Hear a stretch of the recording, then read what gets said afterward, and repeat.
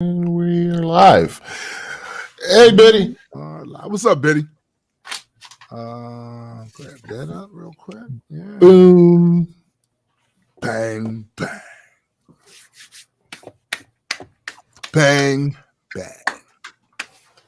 All right. Okay. We don't need no stinking. Oh, my bad. Yes. Oh, God. It's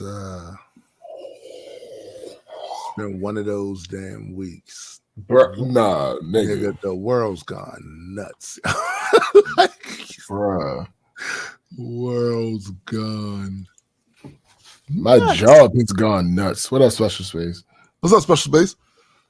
Oh, man, I'm sure that's going to be ass. Hey, McKenna. Look, I'm fairly certain that's going to be an ass story. Oh, bruh. Oh, no, stories. Several. And when they managed, it was going pretty good for a while. And then they just managed to give it a big from everywhere. It's just that's how it usually happens. Life comes at you fast. Bruh. Life comes at you fast and shit. Bruh. I'm like, what is going on here? Absolutely. McKenna says it's been a batshit week. Yes. Bruh, yes, absolutely. Yes, it has. Fuck. And as crazy as that might, as everything seems now, it's gonna get worse. It's going like there are things happening that are planting the seeds for worse things to take place. And it's like one of the bad things about being the type of observant person that I am with people and trends and societal whatever is that you see it, and there's literally no way, nothing you could do about it besides looking like somebody completely that lost their mind standing outside with one of those double boards going, yo, this shit is crazy. Yo. No, you literally would look like Jennifer Lawrence's character in Don't Look Up. Yeah, like literally. Facts. Like we're all gonna die. Hey. Listen. It's nuts. And it's to the point. What's up, Vermin? It's to the point where it's like you gotta laugh to keep from screaming at the top of your lungs. Bruh. Like, the fuck are y'all doing? Is this what you want? Yeah. Are you sure? Nah. They don't know. They don't care. Yo, it's just the world, right? There's so many. What up, Jonathan? What's up, Jonathan? So many windows to look out of. Because if you go right now on Instagram and you do some scrolling up, you will see these different windows into realities. Yeah. But the truth is, yes, those are different realities, but there is a shared one that we all are a part of, right? When that gets asked, we already saw this example of this with the whole COVID shit. Because before COVID, those same windows to these different worlds, you would look on somebody's Instagram, they look like they living the life. They traveling all over the place. They going to parties and clubs. They're doing all this other stuff. Then you go to somebody else's profile, and they miserable. Yep. Then you go to somebody else's profile, and it's a meme profile, just memes. Yeah. She's going like these different windows in these different worlds. But when COVID hit, and we reached collectively miserable, right. That was a real thing for a while. That was a real thing. So we can play these games all day long, like existing in our own little bubble. But eventually, right, when some shit comes that affects the globe, right? All of us are gonna have to deal with it, and you realize that all that other shit is just like wishful thinking. Like, yes, it might be your individual reality. It might be true. You might be traveling all over the place. Yeah. Doing all kinds of things that look to everybody else to be fun. But I know the realities of travel. Yeah, you still feel something. Yeah, you're not fooling me. Like, I know the realities of it. Just like certain things you can't escape. You can't escape certain things. Like, yo, we curate all of us on our social media shit, we curate our content, right? We show people what we want them to see. Thanks. You know, they're not going to get everything about your life, everything you're experiencing, unless you are usually typically. There's some people there's some people that actually just content vomit. Yes, that's what they do. You know, and it's almost like they're using that shit as some form of therapy. Yeah, I'm here to tell y'all that's not effective. No, that's not effective. Because actually can help. After you post it, you still have it. You still live with it. It's still here. Mm-hmm. It's still up in here, right? So, you might as well bite the bullet and go and talk to a therapist. You know, because it's the same with music. Graydon has said this before on one of his live streams. Many artists use music. He said it on here. Therapy. He said it on here. Yeah. It's therapy. It's not though. It's not. Yeah. And yes, you can get some of the best music that you've ever created in your life, bruh, coming from a dark place. But at the end of the day, you're still going to be in that dark. Here's the thing, though. Here's the thing. It can make you feel better. Yeah. But the thing doesn't disappear because you feel better right now. And that's the key word. Right now. Yeah. That's the thing. Like, you got that rush of emotion out for this moment. But whatever the origin of that shit is, it's still there. Yeah. So it's a perpetual motion machine. It's perpetually creating a situation where you feel bad or you feel angry. You know what I'm saying? So until you deal with that, like the music shit is gonna be great for the fans. They go, oh, that shit was, but that artist, and then case in point. That's why you hear sometimes, damn, artists wouldn't kill themselves. But yo, he was releasing such great music. Were you listening to what he was saying? Exactly. It's like it's a joke. It's a joke that they make about Mary J. Blige and Adele. Like Adele she was supposed to be doing a Vegas residency. She canceled it because she broke up with her boyfriend. Very first comments you see, oh, this next album about to be fire. See, that's that bullshit. Yeah. But there's truth to it. It is, though. It really That's is. The sad thing. It really is, because both things can be true. Like she can release some of the best music of her life and be miserable. And like I said, the perception a lot of artists have is, I'm gonna get it out on this thing. It's still in you though. Like you felt that release, that immediate release felt good. But once that dopamine goes away, that shit's still there. You're still dealing with that dysfunctional ass relationship, even though it's over. You're still replaying conversations y'all had in your head, situations that went wrong. Then you start questioning yourself. If I'd have done it this way, maybe we would have been like this. Or it's a whole fucking thing right there. And I think some people really do, like, it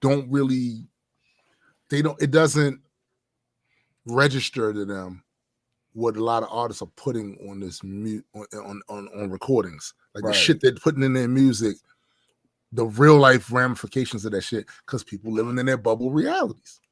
Funny thing about that. So working on this new project, I wrote a verse talking about a very specific thing in life. I have not finished that song. I got to the point where I was about to start on the next verse. And then literally the situation that I wrote about in the first verse no longer exists. So now I'm stuck on whether I keep the verse or if I just start over with the song. Nah, evolve it. If the situation evolved, then keep what you have there. The situation didn't evolve. The situation was obliterated. Hey, listen, there's stuff that I've written about in songs that's no longer the case. Listen, you've heard stuff that I've never released. Right. Oh, yeah. You know what I'm saying? I've never released. Vermin asks, where's Addy? I don't know. We don't know. We got a message from him saying he wasn't gonna be able to make the pod today. That's all we know. We know that's all we got. That's all we got. We know as much as y'all. Yeah. But yeah, like just if you still have the if you're still inspired and have the emotional energy to if you have that compass where you can find that spot again, just finish this whatever shit, finish that shit out. Yeah. Keep it moving, you know what I'm saying? Keep moving. It gets hard because like you're rhyming about a particular perspective that you have. But once that perspective goes away, and you didn't finish it, now you're like, how do I find it? I don't have that. It's like, bro, what is it? How do I grab that? I get it. Like, I'm not even mad at this person anymore because I literally came to me like that. Unwarranted and apologized. Yeah. Not me fussing at them and they in the moment feel guilty. No, they took time on their own to process their feelings and what happened and came to me and apologized. So what the I have no anger towards them anymore. You gotta find that fuck them again.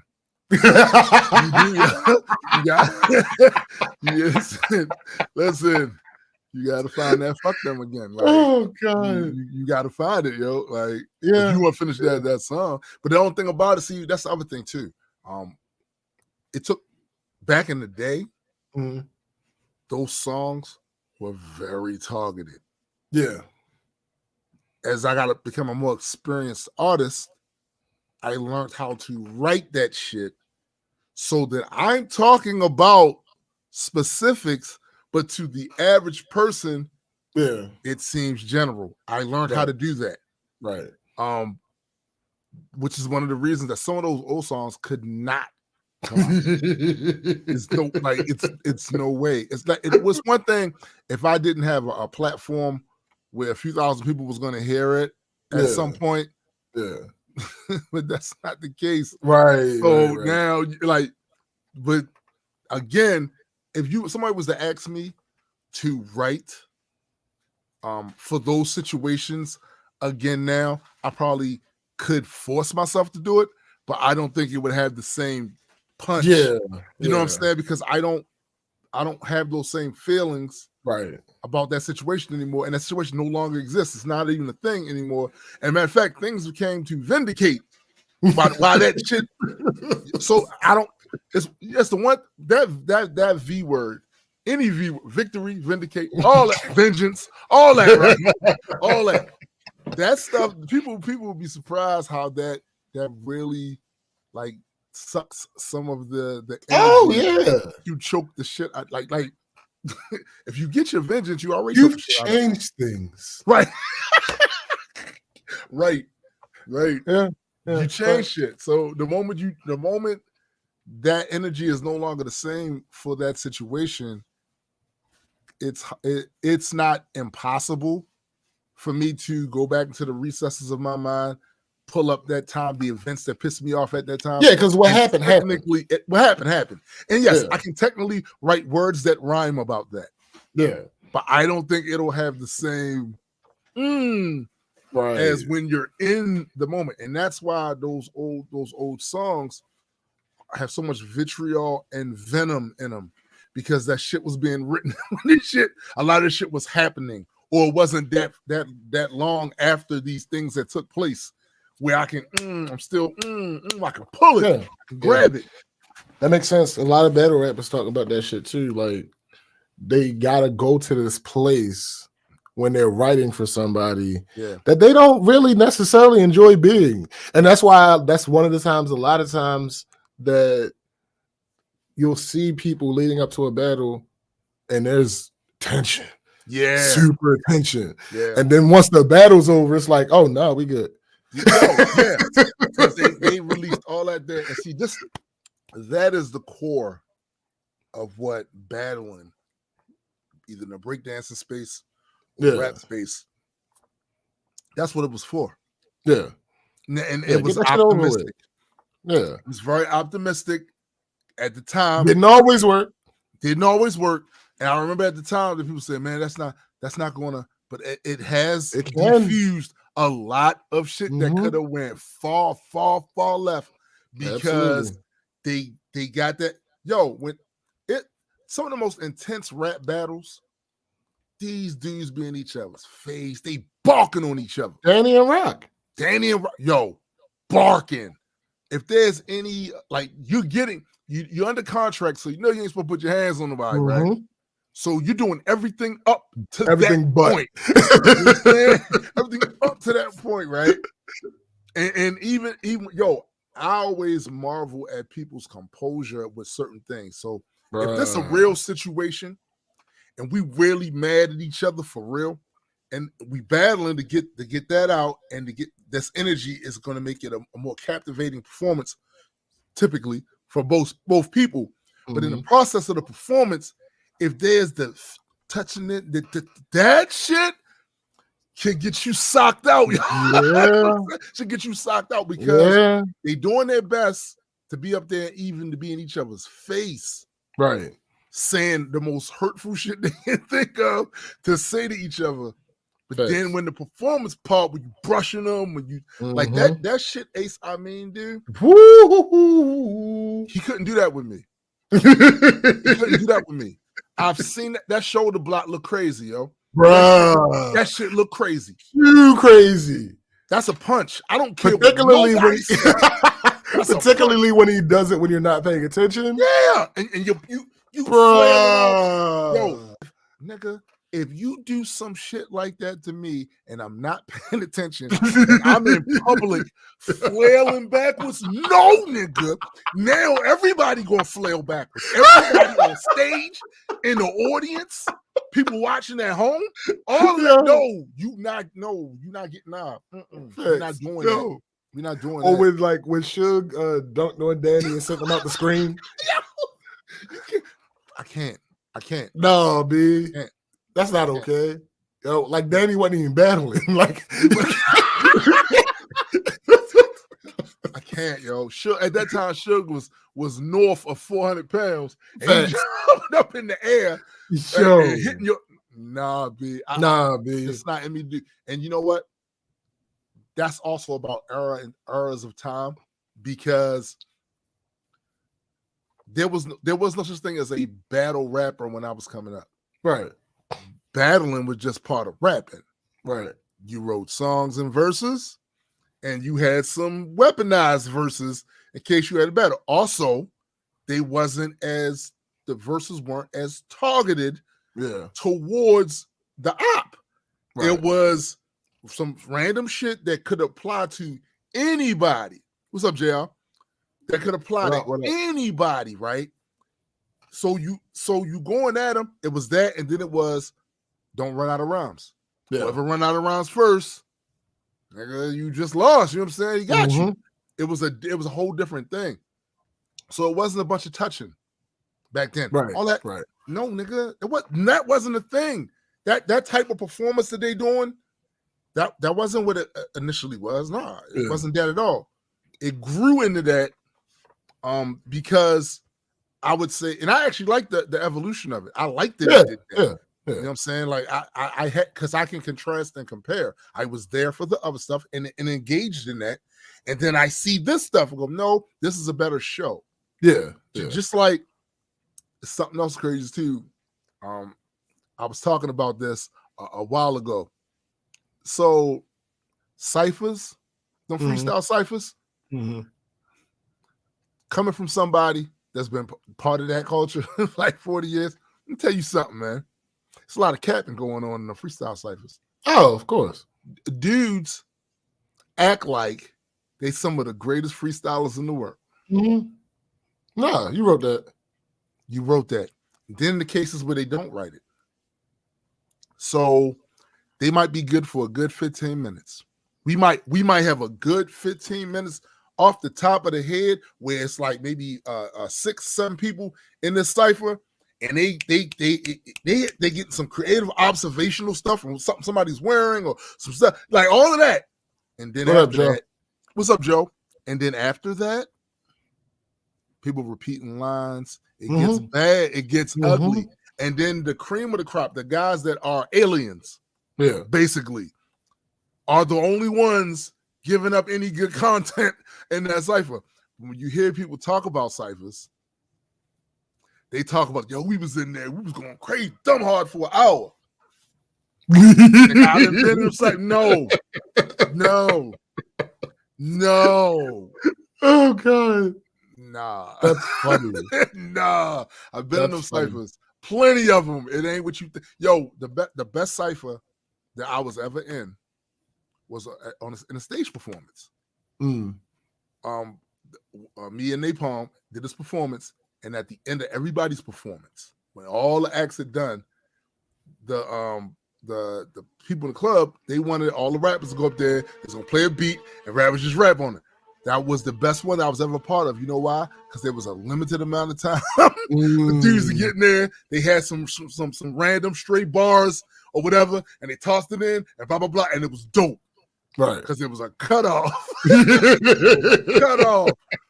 All them other, nah, yo, that shit. And dudes be thinking they better than what they actually are. A lot. I'll be like, and I know people were shocked because years ago, KRS once said, I actually prefer written over freestyle. People were, he's not wrong. There's a reason. It's a reason. Like, it's structured. Yeah. There's a point to it. And like I said, it doesn't get to the point. If you got a bunch of those type of rhymes and they all stored up here, you're less likely to get to the point where somebody, I come through and yeah, there's less to that. There's less to that. You know my name. What's my game? That's right. My man over here. No, it's less of that. And it's more some straight up, they kicking some bars, you know what I'm saying? Right. I think that is a better presentation. It's a better performance. It's just facts. Niggas can say what they want to say. They can say they want. They can hold on to the party line. I get it, the culture line. I know. No, yo, because we be. No, okay. Yo, yeah, nah. It's not a thing. Go tell that to the spectators who ain't never been in a. You're not lying to me about that. You know? So when niggas come to you talking about, oh yeah, man, we had this dope ass cipher going on. We was all night up in there. Trust me, the first 15 to 20 minutes of that night was fire. After that, you had pockets. I'm just saying, it was pockets of fire, but it wasn't no what it was.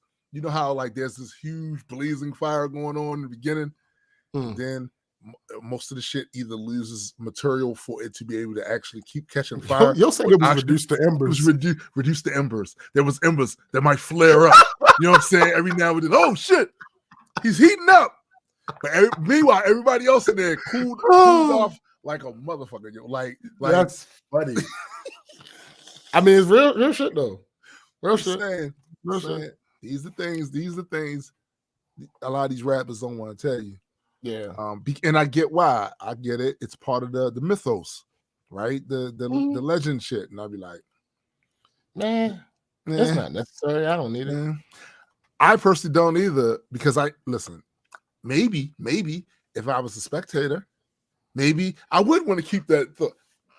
I'm not. I seen it. Right. You can't put the genie back in the bottle. Believe me. Yeah. I've been in ciphers. There are some aliens out here. I'm not even gonna hold you. There's some guys out here that just have this way of pulling stray bars, even for something that they wrote a long time ago. Putting it into, but there's some aliens out here, but they are few and far. There's not as many as people think. It's not. This one guy, I was working at Phillips. This one guy, he say, he was a supervisor. He say, yeah, man, I used to rap. I was nice too. Niggas that say that always question. Yeah, I don't believe you. Why are you saying? So why you stop? Just tell me you rap, yo. Don't tell me you. I got a couple questions following up that. Like, I can do the follow up on my own, right? Right. All this, I was nice too. Hey, yo, I hear you. I don't want to hear that. Show me, right? Show me. Where you got anything recorded anywhere? Right. You still have it. It's possible you had it and lost it. That's true. Yeah. But I'm saying, do you have anything recorded? I'll be the judge of whether or not you was nice, nigga. Not you. We not doing that. Nah. And I never forget when he said it. It was a girl that called him out on that. Like niggas always say that. That's funny.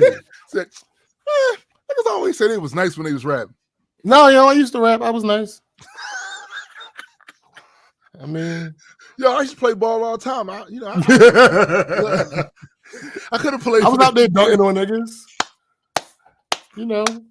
Unless you saw Mossing niggas left and right. Unless you saw Jordan and them doing, I was doing all that. Yeah. Come on, man. I actually started it. They actually got it from me to be a truth. Yeah, to be honest. I ain't never give a props. Well, you know how I don't like to brag about it, but niggas say anything, They say anything. I was nice. Like, nah, go listen to something I got recorded, and then if you like it, cool. Like, right. But the only everything else is subjective for Red. At that point, it's like, I used to rap. All right, that's what's up. Got anything that I can hear? That's it. Then I'll be the judge of it. You know what I'm saying? I ain't gonna play you out. I'm not gonna say this is the worst shit. I'm not gonna say that to you. I'm saying this ain't really for me though. Well, I know what your ass gonna do. I already know what you gonna do. It depends, bruh. The only reason is because I'm an artist too. I know how that fucking feels. So I'm not gonna do that. But I might say to you, I see why you stopped. That's worse. That's worse than what I don't think so. To be like, I see why you stopped. That's open-ended. That's a wild bar. That's open-ended though. That's open-ended. Not really though. Like you put all that amount of talent. It gives the illusion. Nah, nigga. It gives the illusion of being open-ended, but it's not really open-ended. Look, man, that's the best I could do for him. That's the best. I mean, I see why you stopped. All right, let's get this. Let's get this show. All right, let's hold up. I just gotta do this because the heat. Yeah, it's back on, right? Okay, it's really that vent is right there, right? Super unnecessary. It comes down, it's a dry heat. So if I wasn't worried about damaging something, I would press the power button on my computer right now. I'm just trying to get everything straight. Nah, I get you. Me. Gotcha. Do re mi fa sol. All right. Got it. Welcome everyone to the Black Culture Geeks podcast. This is my man SPJ. And I am Tombstone the Dead Man, and we are just a couple of geeks talking about pop culture from a black perspective. Facts indeed. Now, unfortunately, conspicuous by his absence. The third goose in the gaggle, right? Yep. Adequate will not be joining us for this weekend's Saturday morning cartoons.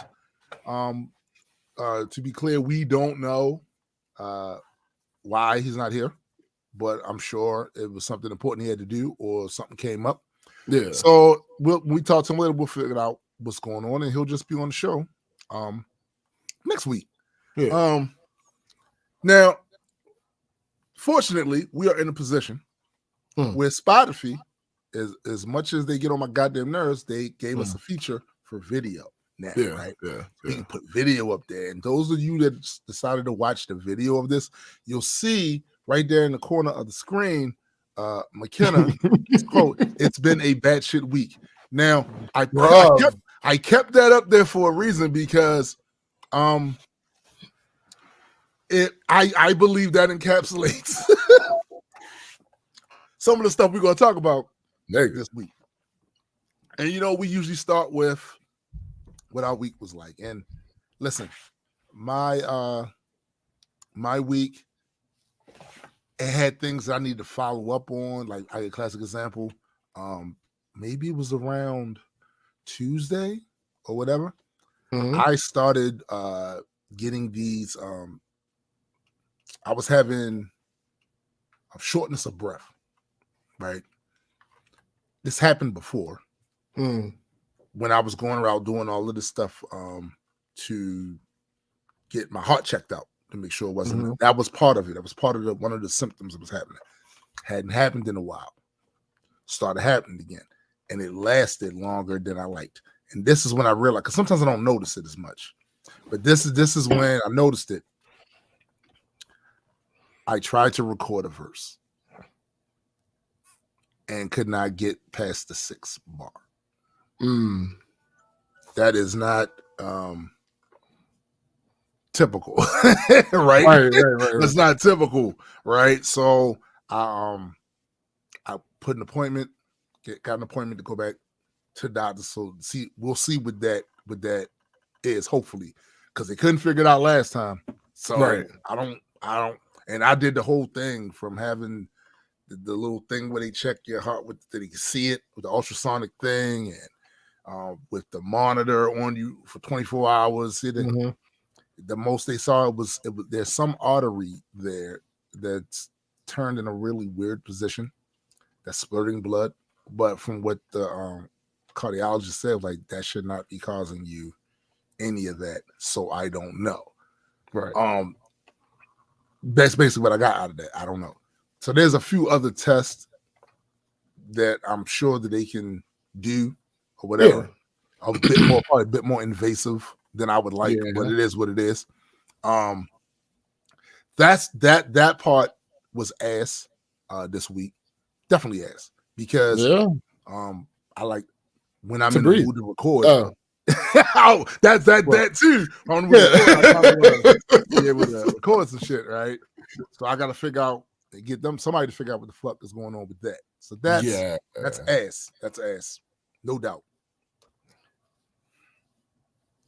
I gotta say though, outside of my personal experience, looking outward again this week, yo, motherfuckers kill me. Like, we talked about this earlier, but people really do live in their own bubble realities. And some of it, I'm sure, comes from it's a natural state for them. So they're really not that observant to what's happening outside of their experience. Oh, yeah. I think some of them are doing it because they are and they're afraid. Like that shit is so big and so overwhelming, and thinking about the implications of it. It do be terrifying. Yeah. It's there's a lot of shit happening in the world right now. And seeds of this was planted a while ago. And the one question I gotta put out there, and not so much for our live audience, because they've heard me say this before, but for anybody else that might come along and say this, like, the world sees us. You got a hole in your sock, but it's at the bottom. Right. And the shoes covering it. So, fuck that, I'll put this on real quick. I'm only going to the store. Then that hole grows. And it gets up to where your heel is. Right? And you got some low-cut shoes.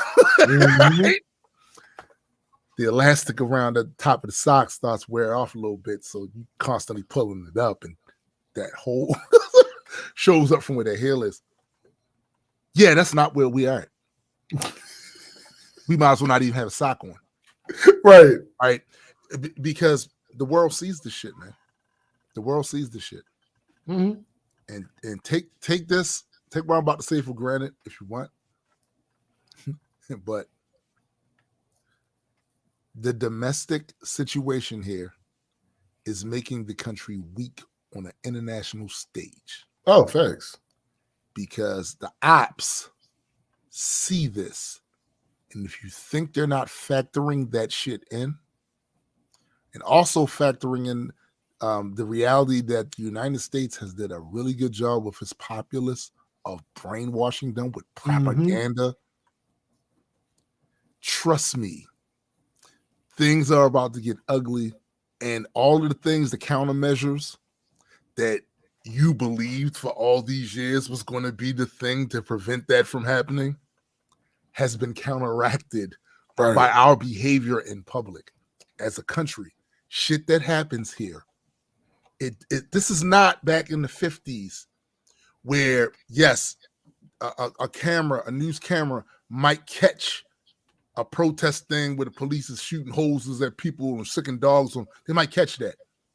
This is 24/7 online, where everybody has a camera in their pocket and they're uploading and they're streaming and then they're commenting. What's up, Cindy? What up, Cindy? The world is watching. And those that take exception to a lot of the presumptions this country makes about its place in the world, how people should respect them, they are factoring that shit in. And they not scared to buck. You think that shit that Russia got going on down in Ukraine, you think that's some shit that they would have pulled if they thought it's chess moves happening. And I just want to remind everybody, Russia is not that far away from the United States. Physically, they're basically our next door neighbor. It's because of the way that you usually look at the map that you feel like they're so far away. No, Russia is right next to the west coast of the United States. This is also a lesson in something else too, because I love the way the media are talking about it. So the vice president gets up there and she says, "We're going to get extreme measures of economic sanctions." Tell you something, that's not extreme, B. Hold. See if you can understand what I'm saying here. If you're talking about sanctioning financially a country who has now been best friends with the richest country in the world, doesn't seem like that's really a threat anymore. Yo, Cindy, you crazy. Yeah, Sarah Palin can see Russia from her backyard. listen, it's not a threat. No. They ready to shoot. Oh, my fault. Just for the people that are unaware, we're no longer the richest country in the world. No, they haven't been that since last year. Right. November. Like, no, that's China. The thing is, they ready to shoot bullets. They ready to roll tanks. You threaten them with some money shit actually shows how weak you are. Why? Because you can't talk to a country with nukes the way you talk to a country without them. Facts. You can't. You can't. Just that simple. Because as much as we would like to, we all want to think that nobody would be fooled. This is the only planet we have. Nobody would be fooled. We want to think that nobody would be so foolish as to kick something like that off. I gotta tell you, my experience with humans is that they are selfish. And also, once they are truly aware of their mortality, meaning we all know at some point we're going to die. All of us know that. It is what it is with that. We keep it, that thought, suppressed in the back of our consciousness so that we can function, right? Because you don't want to be focused. Imagine focusing your whole life on the fact, I'm going to die. Right. You can't do that. But once somebody has embraced that and they feel like it's this or nothing, it's this or nothing, you can't be sure what they're going to do. And they definitely don't think, well, I'll be dead. If they start thinking I'll be dead anyway, right? That's some dangerous shit. Dangerous shit. And I'm telling you now, certain things that are taking place are only taking place because of the weakness that the domestic situation over here has shown the rest of the world. Sure. And a lot of that could have been alleviated had you simply addressed centuries-old grievances. But you refuse, and you gaslight, and you're dismissive. And all of this shit creates an environment where people that live in the same place don't fuck with each other. Don't fuck with each other. And if you keep thinking that, all it will take is just somebody from the outside that will bring us together. Bullshit. I'm going to show you the example from my folks. Within the Black community, we clearly had a common enemy. I mean, they're enslaving you. They're pretty much the common enemy. And that did not stop and does not stop members of our community from siding with ideologies that promote that. Yeah. So stop thinking that some outside enemy would cause us to come together and have this moment. That shit is TV and movie scripts. Right. That's all that is. People are trash. Absolute trash. And when they get into these little bubbles of ideology and shit like that, and then again, if there's valid like complaints that go unaddressed, people stop giving a fuck about certain things. And the things that you need, that you in order for this everything to prosper, the things that you need them to give a fuck about, they stop giving a fuck about it. That's what they mean by the radicalization of certain groups here. The things you need them to give a fuck about in order for all of this to work, they stop giving a fuck about. And y'all can play these games all day online. I see you cussing each other out on Twitter. It's a reason why you don't see me post as much anymore. It's a reason why. I post within me and my homies, my inner circle. We talk, we discuss this. It's a reason for that. I see the way y'all look. Y'all look crazy as shit. And if I'm somebody that's on the outside looking in, going, oh, they are divided, and we keep this other wishful thinking shit I be seeing going on there. We not really as divided as people think. All right, keep it up. Keep it up.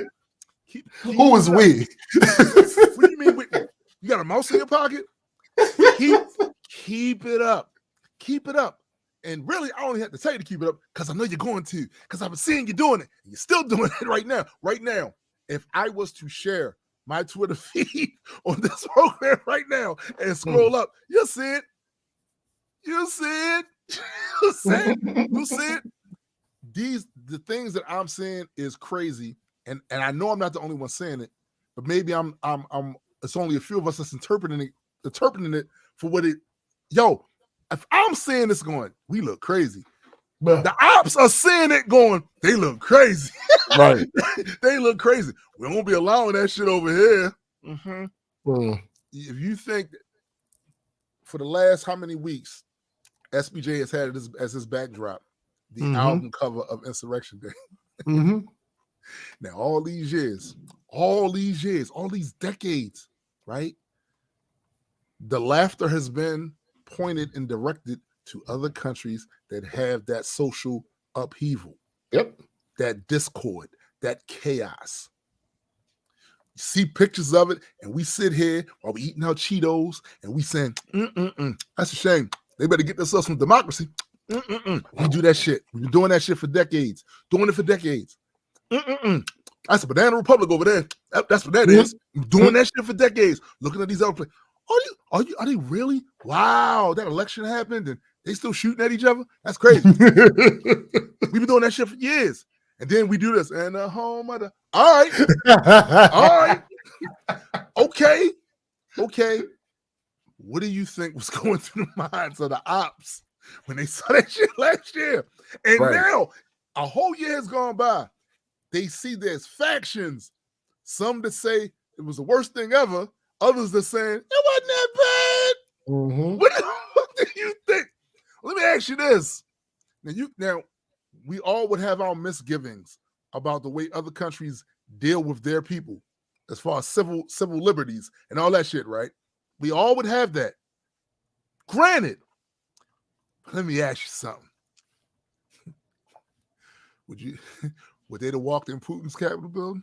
Oh, come on now. Would they have walked in Kim Jong-un's? Oh, hell no. They wouldn't have got nowhere close. Go over there in Turkey. Would they do that over there in Turkey? What you think? No. Yeah. No? Don't think something? No. Yeah. I don't think, no. So it reminds me of that scene in the old Charlton Heston 10 Commandments There's a scene in there where Pharaoh's wife says, Ramses, do you hear laughter? Do you hear laughter? These other empires are laughing at you because of this, what? This shepherd dude's coming up here making you look crazy as shit. Do you hear laughter? I'm asking y'all, seriously. I know it's hard to look past the haze and filter of the patriotic bullshit they done put in your head, and it's hard to see over those big mega-sized red, white, and blue pom-poms. Y'all motherfuckers be running around with all that. I know it's hard to see, but do you really think that there aren't people making strategies, ops overseas, making strategies around the domestic discord that's happening around here? And no, I don't believe the whole don't wake the sleeping whatever, nigga. Nah. Whatever. They do what they want around this piece. And I know they do what they want around this piece when the moment they talk about shooting bullets and you talking about economic sanctions and shit, because you don't have good options. You just don't. What you gonna swell up on them? You gonna get musty with them? You gonna say something crazy? Because they got nukes. It's a reason why this country don't want certain other countries to get nukes. It's a reason. Because they can't talk to them the way they want to talk to them when them motherfuckers got nukes. And at a certain point, it don't matter if you have more. Right. It don't matter. Which city want to get it? Right. Who won't be smashed? Which city want it? They only got 10. We got 10,000. Which 10 cities want it? Who? Which one? Who volunteering? Who will take that hit?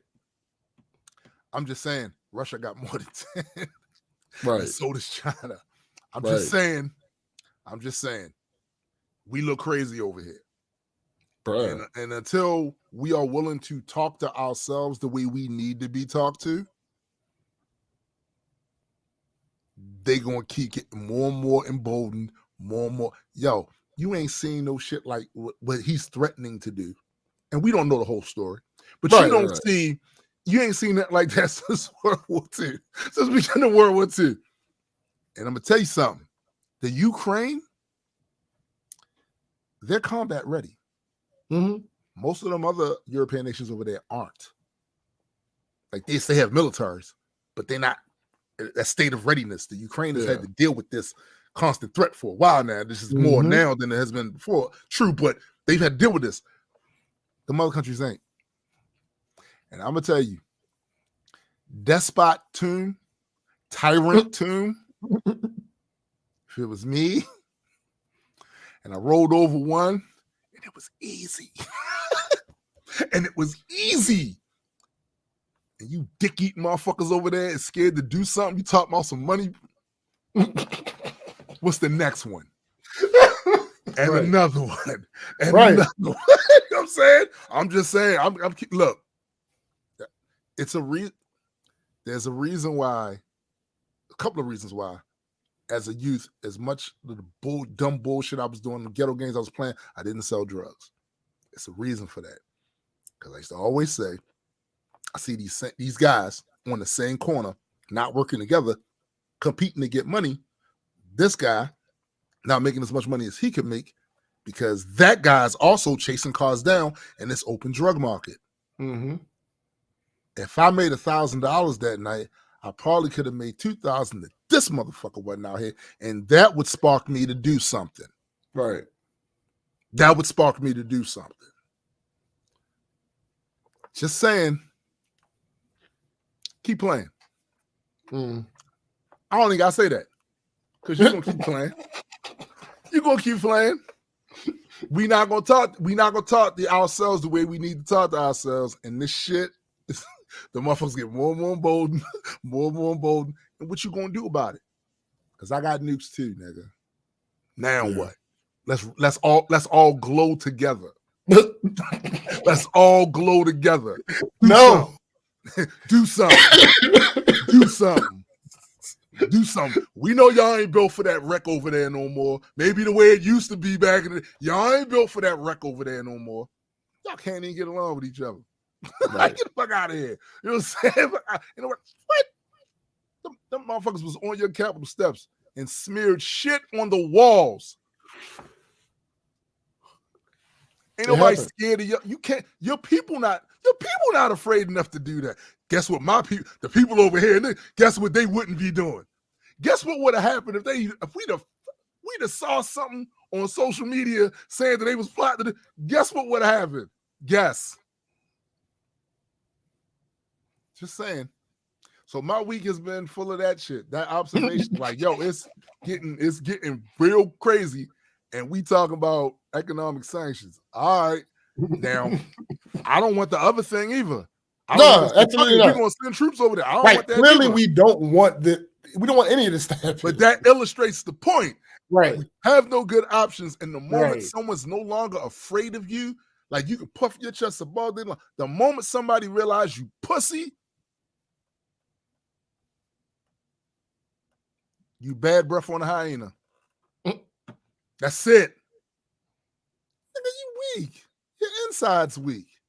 You're soft in here. You know what I'm saying? I'm going to do what I want. Do something. Something. And my man's over here, he got me. And he got more money than you. Right. And he got me. Do something. I dare you. Oh, my man's over here also own most of your debt. Mm-hmm. Do something. I dare you. What? That's it. That's all. Then what? Hold up. You said you're gonna do what? You said if I shoot this, you're gonna do what? Fabo. What's up, Fabo? Pop. Oh, that's it. You ain't gonna Got you.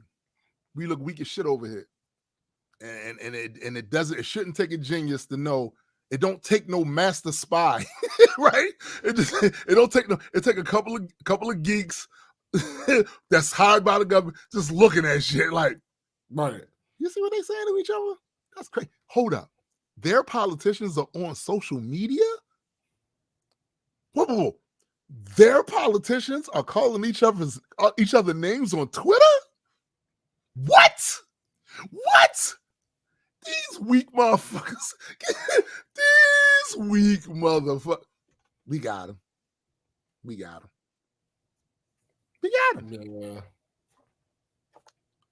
So yeah, that's my observations for the week. And I'll keep you guys updated on the other things too.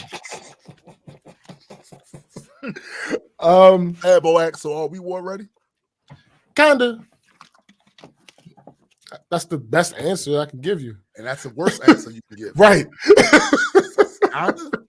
Okay. We glow together. Shut up. The vast majority of my week was work. These motherfuckers done lost their goddamn. All right, maybe not all of them. Mm-hmm. So let me see. The one dude, who's like probably vice president. I don't even know. Mm-hmm. Like for real. Like, mm-hmm. But he moved like one. So what's up, big? What up? So we gonna act like he won. Right. And normally, when I work with him, we get things done. Right. Mm-hmm. But there are times that there are hiccups. Just drink some water. On his end. No, I don't think it works that way. No. Let the sky fall. My bad. So yeah, because I don't know. I think where he comes from, mm-hmm. as far as the last place he worked, he was like in the habit of doing everything himself. Mm-hmm. And maybe he's not the best team player. Wow. The issue, that's not really a big issue in general. Like, mm-hmm. like, don't involve me if you don't have to. Fine. Right. I'm cool over here, not doing that extra stuff. Like, I'm good with that. But at the same time, if you're going to take control of everything, know what you're doing. We have an issue with one of our printers at one of the locations. And the contractor that we hired to work with all of our printers, copiers, and whatever, from time to time, they don't be knowing what they're doing. And it's not like they don't know. It's that their interest is different than our interest because they are a different company. Right. They have their goals. They have their things that they want to accomplish. Right. And one of them is not spending a whole bunch of time with us. I get it. I get it too. I get it. But if our shit is not working, then what? It's your responsibility to make sure it works. That is also true. Shit's not working. There are some specific issues with it that prove that it's not working. I tell him about it. He's like, okay. All right, fine, whatever.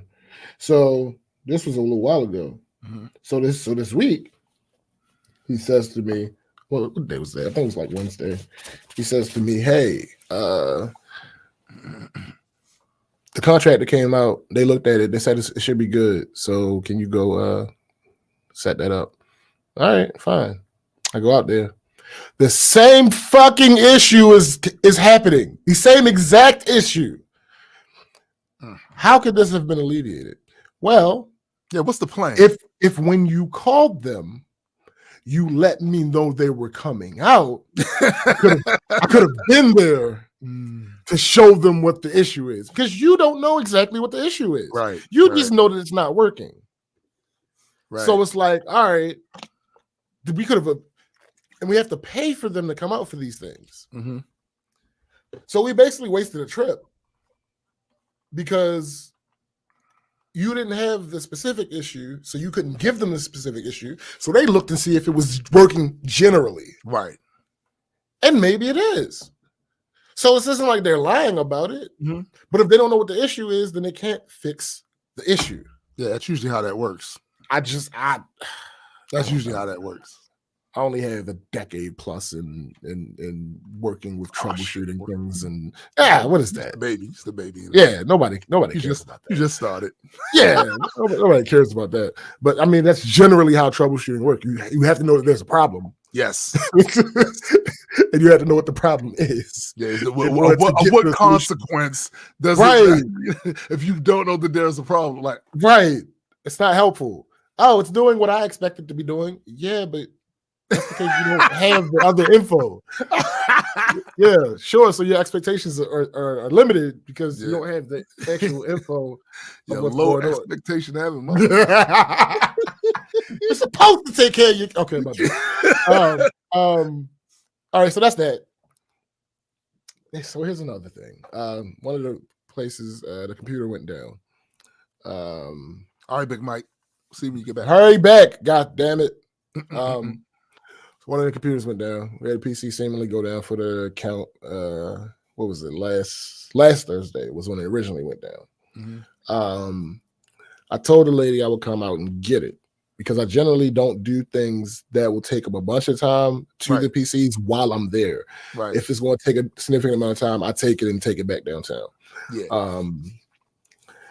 But before I unhook them, I always check a couple things to see if I can get a quick fix in there to my issue. One of my go-tos is, and this is a little bit of free game for anybody that is dealing with a computer or whatnot. There are some issues that if you turn off the computer, disconnect the power cord, press the power button a couple times, that the issue will be fixed because it's crazy. This dissipates. It's just the way that listen.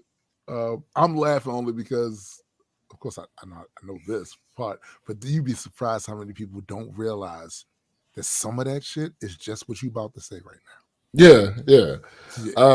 Literally turn off the computer, unplug the cord, press the power button a couple times.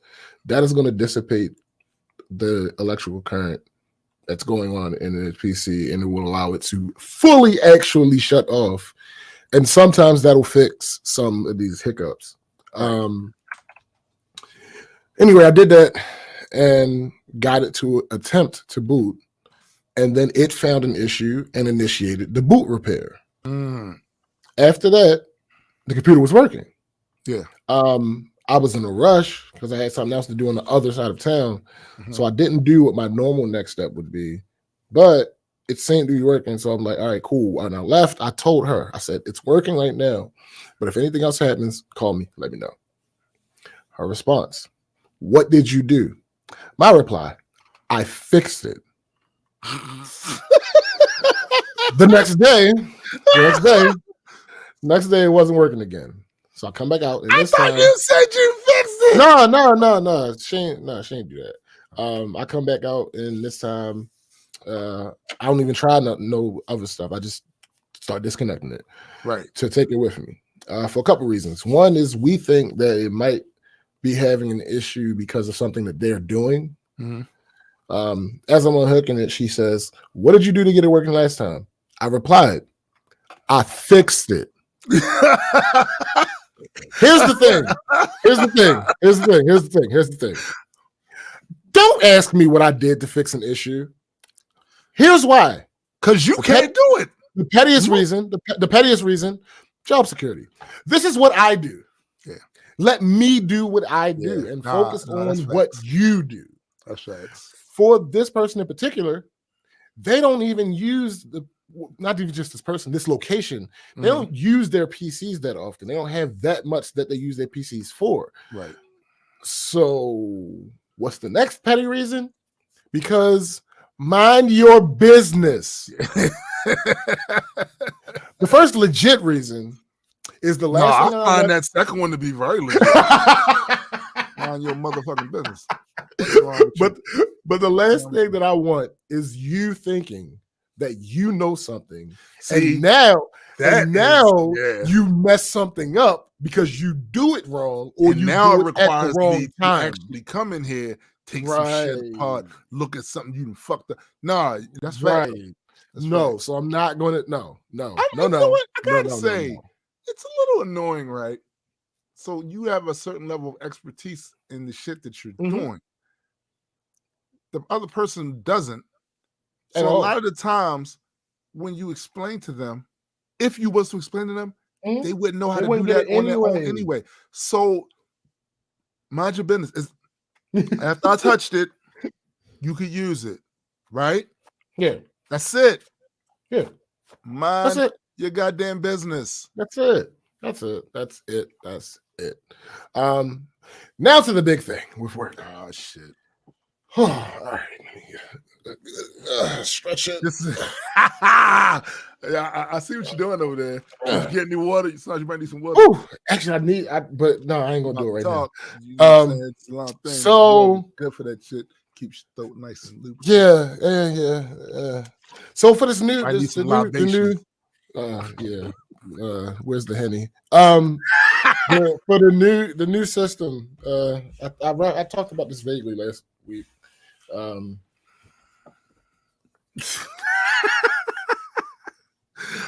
Fab says, never. I shall touch all the things, and James shall fix it. Fab won't even touch things. That is so cap. Like Captain America over there. He will literally stop and call me like, "Hey, this is going on. What should I do?" So my contact with the other company that's developing this thing that we're doing. Just rewind to last week. Last week, I told y'all we were supposed to be starting this new system at the second location this past Monday. Right. So back to this week, my contact with the other company sends me an email, and he says he sees that the next location has started doing the apps. I said, "Oh, okay." And he says, "Did they start over the weekend?" I said, "No, I mean, I'm guessing they started Monday." This was Tuesday. I said, I'm guessing they started Monday." He like, "Okay." So just for my clarification, I went down to talk to the head of the app department, and I'm like, "Hey, they started? Because great if they did, but just nobody said anything." So she was like, she went on onto the system. No, they didn't start. What? Hold on. But such and such emailed me and said that he saw some apps. So she called the location and she like, did y'all do any online apps yesterday? And the guy was like, nah. She said, okay, got off the phone with them. And then she was like, but hold on, why would the other dudes say that they did them if they didn't do any? Well, what happened was all of our old apps and the new system are handled by the same company. So the dude looked and saw that we had apps in and just assumed that they did it the new way because that's what we were supposed to be doing. Right. So we find out that the apps that went down were the old way. So she calls the location back and she's like, why did you not use the new system when you did these apps yesterday?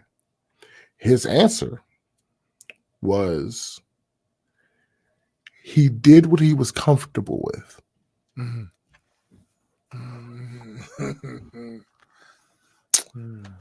She said, oh, okay. She hung up. She says to me, he said he did what he was comfortable. I said, what? She says, that's not an acceptable answer. I said, I know. I mean, it's the answer she got. Hey, listen. And then things happen. So she tracked down his supervisor and asked his supervisor, like, hey, why didn't we use the new system with the apps that we did yesterday? And she's like, he didn't? And the head of the department's like, no, he didn't. In fact, he said he did what he was more comfortable with. His supervisor's like, what? All right, I'll take care of it. So, mind you, this whole I did what I was more comfortable with. This is after he had hands-on training and after I sat in the office with them Friday for 20 minutes explaining that we were going to be starting with the new system on Monday. Wow. At no point during this time that we were talking about starting Monday did he say anything about having issues, not understanding, not knowing how to use it. Wow. What he was and was not comfortable with. Right. Right. At no point did he say any of this. So somehow the other vice president who's involved in this, the one that's like super, super busy, somehow she got the impression that I didn't give this new location ample time with the system or make sure that they had everything they needed before we went live. I shut that shit down quick. Yeah. No, I did my part. I showed them how to do it. I then told them to play around with it every now and then and see if they had any issues with it. And if they had any issues, call me. Right. I did my not doing that. I would listen to me clearly. Y'all cool. You in particular, I love your mama. Your mama cool people. Your mama's like my work mother. Right. But what's not gonna happen, you're not gonna put me in danger of anything. They're not throwing you under the bus. I will throw you under the bus quick. 3 buses. All of them. Planes, trains, and automobiles. We're gonna be at a Peter Pan station. Facts. Fuck that.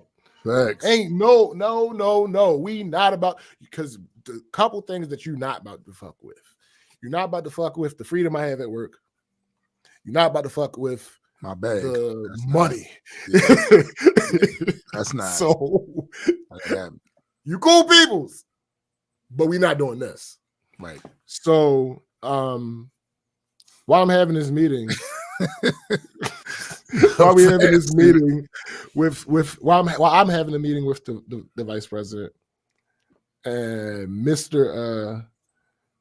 Did what I was more comfortable with. It's now in overcorrection mode because his manager has talked to him at this point. So now he's on it. Right. So he finally does an app on the system. He's calling the guy from the other company, and he calls my work phone. I obviously wasn't at my desk because I was in a meeting. Right. So he calls my supervisor, who's not my supervisor. I get back from the meeting with the vice president, knowing that I'm going to go sit down with dude and his manager. Right. Just so this type of thing doesn't, keep happening. Right. My supervisor is not my supervisor. Is like, oh yeah, he just called you. And I'm like, I say this out loud. It was just, I wasn't asking her. Right. I'm like, why didn't he just call my cell phone?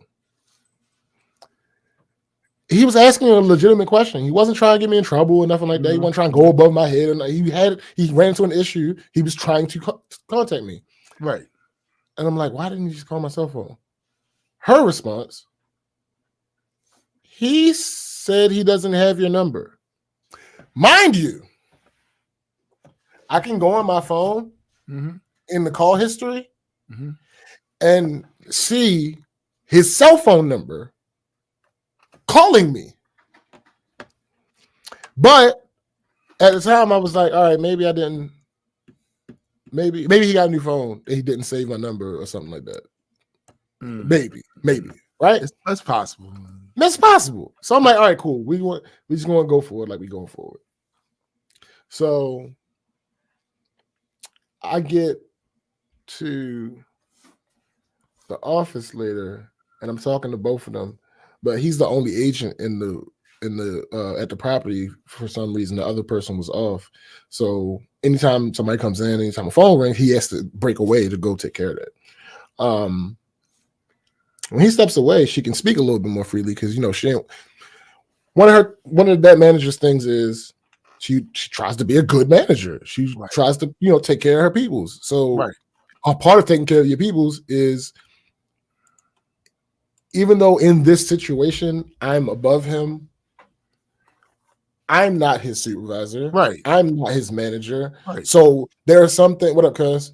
There are some things that there's some things that he may do that is absolutely my business to know, but she's not going to do that in front of him. Exactly. So, so he'll get pulled away, and she's like, I thought that the whole thing about the whole reaction to him saying he wasn't comfortable was a little overblown. And I said, maybe a little, possibly a little, but it absolutely was not an acceptable answer from him.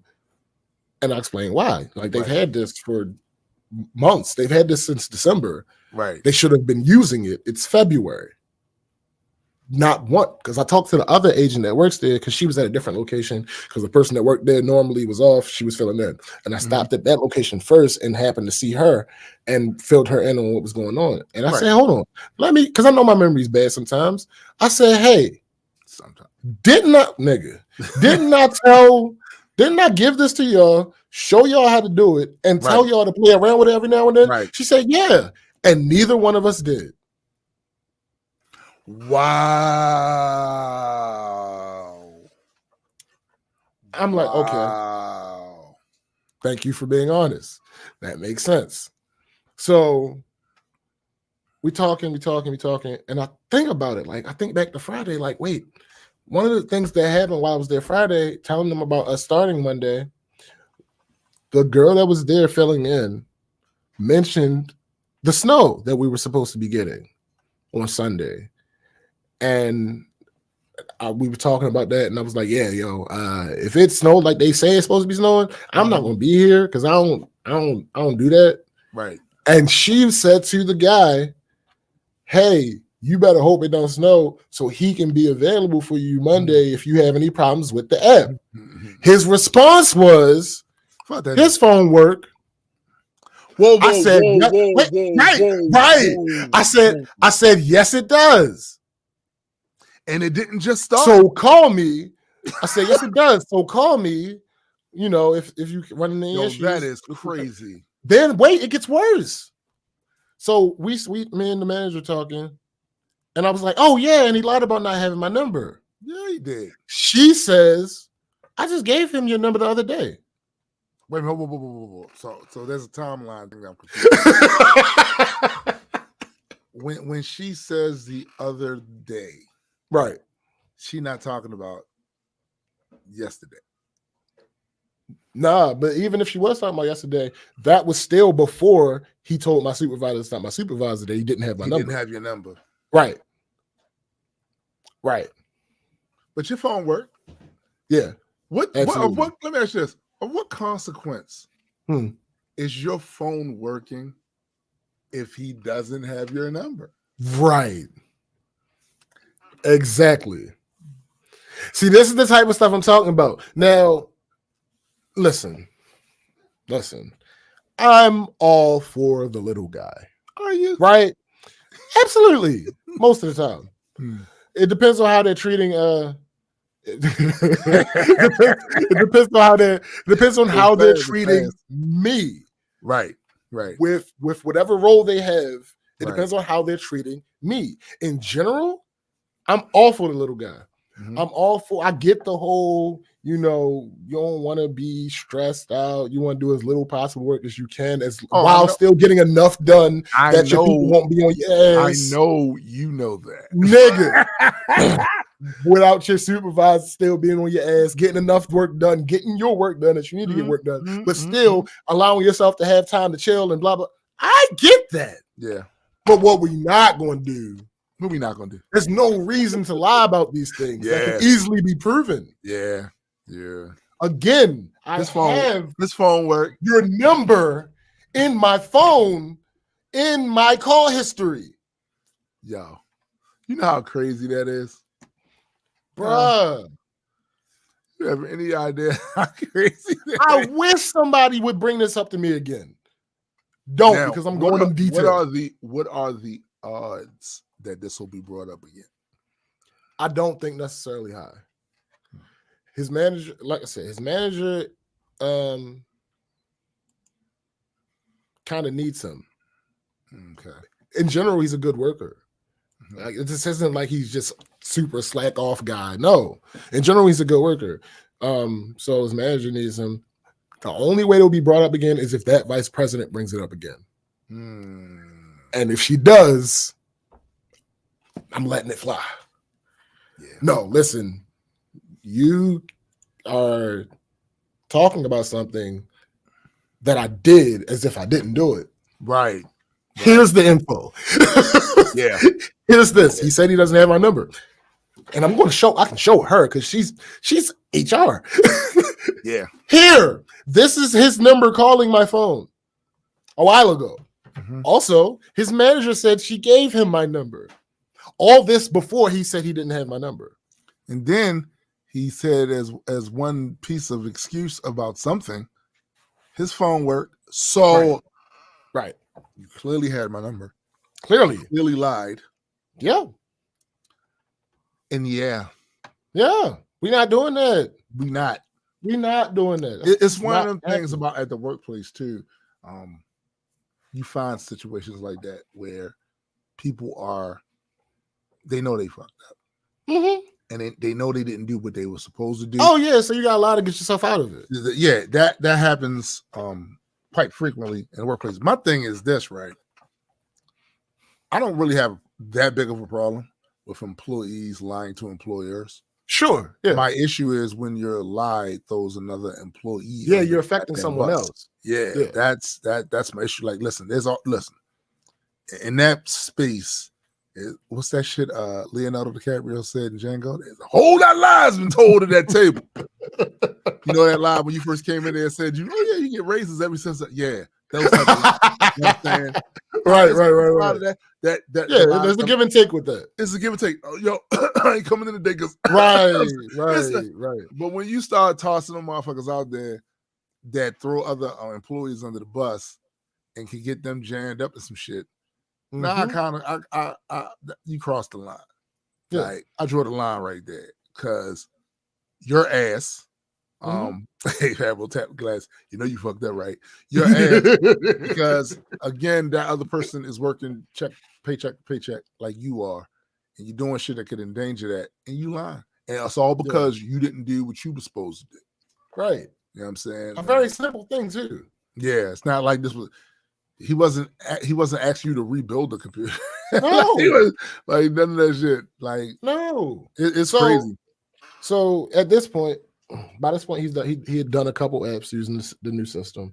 So he's building a list of issues that he notices because this is what he's supposed to do. This is what he should have been doing since December, actually. Right. But this is what he's supposed to do. The next day, I have the list. I'm on my way downtown in the morning. I get a text from that VP telling me something to check for with their version of the app. And I have this list. So I respond back to her like, yeah, I'm going to type these up into an email and I'm going to send them to you so you can look over before we send them to the other company. Right. She says, okay. So now I'm sitting at my desk. I have this list. I'm looking at the list and typing the email up. And something tells me, yo, check these on the app. Yeah. Just to make sure. So out of the 8 issues that he put on this paper, only 3 of them were actually valid. Wait a minute. 3 out of 8. That's not a good record. The rest of them were oversights that he likely would have seen if he had been using it since he was supposed to be using it. Right. Like one of them was like, we needed space for this. But on that section of the app, there clearly is a space for that. It's clearly marked saying this is that. Right. Like it was little stuff like that. The ones that were wrong were little things like that if you were paying attention, you would have seen it. Yeah. Yeah. So I hit his manager up because we're not doing it. I don't have any issue talking to him. Right. But when he does something wrong, I'm not going to him. No, you go to his boss. Yeah. Hey, listen. And he's actually earned that. Yes. With the lies and right. Yeah, he's actually earned that. Like, hey, listen, you know this list that he gave me? The vast majority of these are not, I don't know what he was looking at, but the vast majority of these are not actually issues. This ain't that, Chief. Oh God. All right, cool. Well, when I get back there, I'll sit down with him and walk through the whole process with him to get. I said thank you. Thank you. Because did he go over there and do that? Yeah. No, that was yeah. I'm assuming so because dude ain't say no ever. No, he's done more of them since. Right. And he didn't, bring up any issues. So I'm pretty sure the manager got him together. But yeah, like, can we not? Well, like, I'm gonna give you the answer that we typically give. That we typically give Addy in this situation. We shouldn't. But we are. It's like, bruh, like what are we doing here? I get it. Like my thing. Here's the thing. This is almost as altruistic as I possibly has ever been with this job. My entire desire behind wanting to do this, of course, there's the money. Clearly, there's the money. Like we're not gonna act like I'm at work. Yes, the fuck, absolutely. I want the money, but outside of that, I want the fucking company to move forward. So, like this is, I have a strong passion for that because, information technology. Right. That's what what I am. Right. So as far as technology, I don't think anybody would be shocked by me saying this. My company is in the past. Right. We still have typewriters. Right. So which is that's not which is one of the most bizarre things. I had never seen a typewriter in person. Like, that's bizarre. I had never seen a typewriter in person. Are you until I started doing what I'm doing now. That's crazy. Like I knew they existed. Of course, I knew they were a thing. But I'd never seen one. Right. I'd never seen one in person until I started doing what I'm doing now. And it was like, what is going on? So yeah, that's my next goal. My next goal is to get rid of these goddamn typewriters. And this process is a big step in that. Do you know that there was a time, young man, when there were typewriters as far as the eye could see? Oh my God, shut up. In fact, my family had one with the ribbon shit and all of that. Leave me be, Cindy. This was high. This was high tech shit because it had a little digital component to it as well, where there was a screen that had like numbers and shit. But yeah, it was yo. It was a class. Hold up, a typewriting class. Phew. But anyway, funny thing is, I got hit with one of those moments that I just hit y'all with. I was talking to the girl that was filling in Friday that told him like, yo, you better hope it don't snow.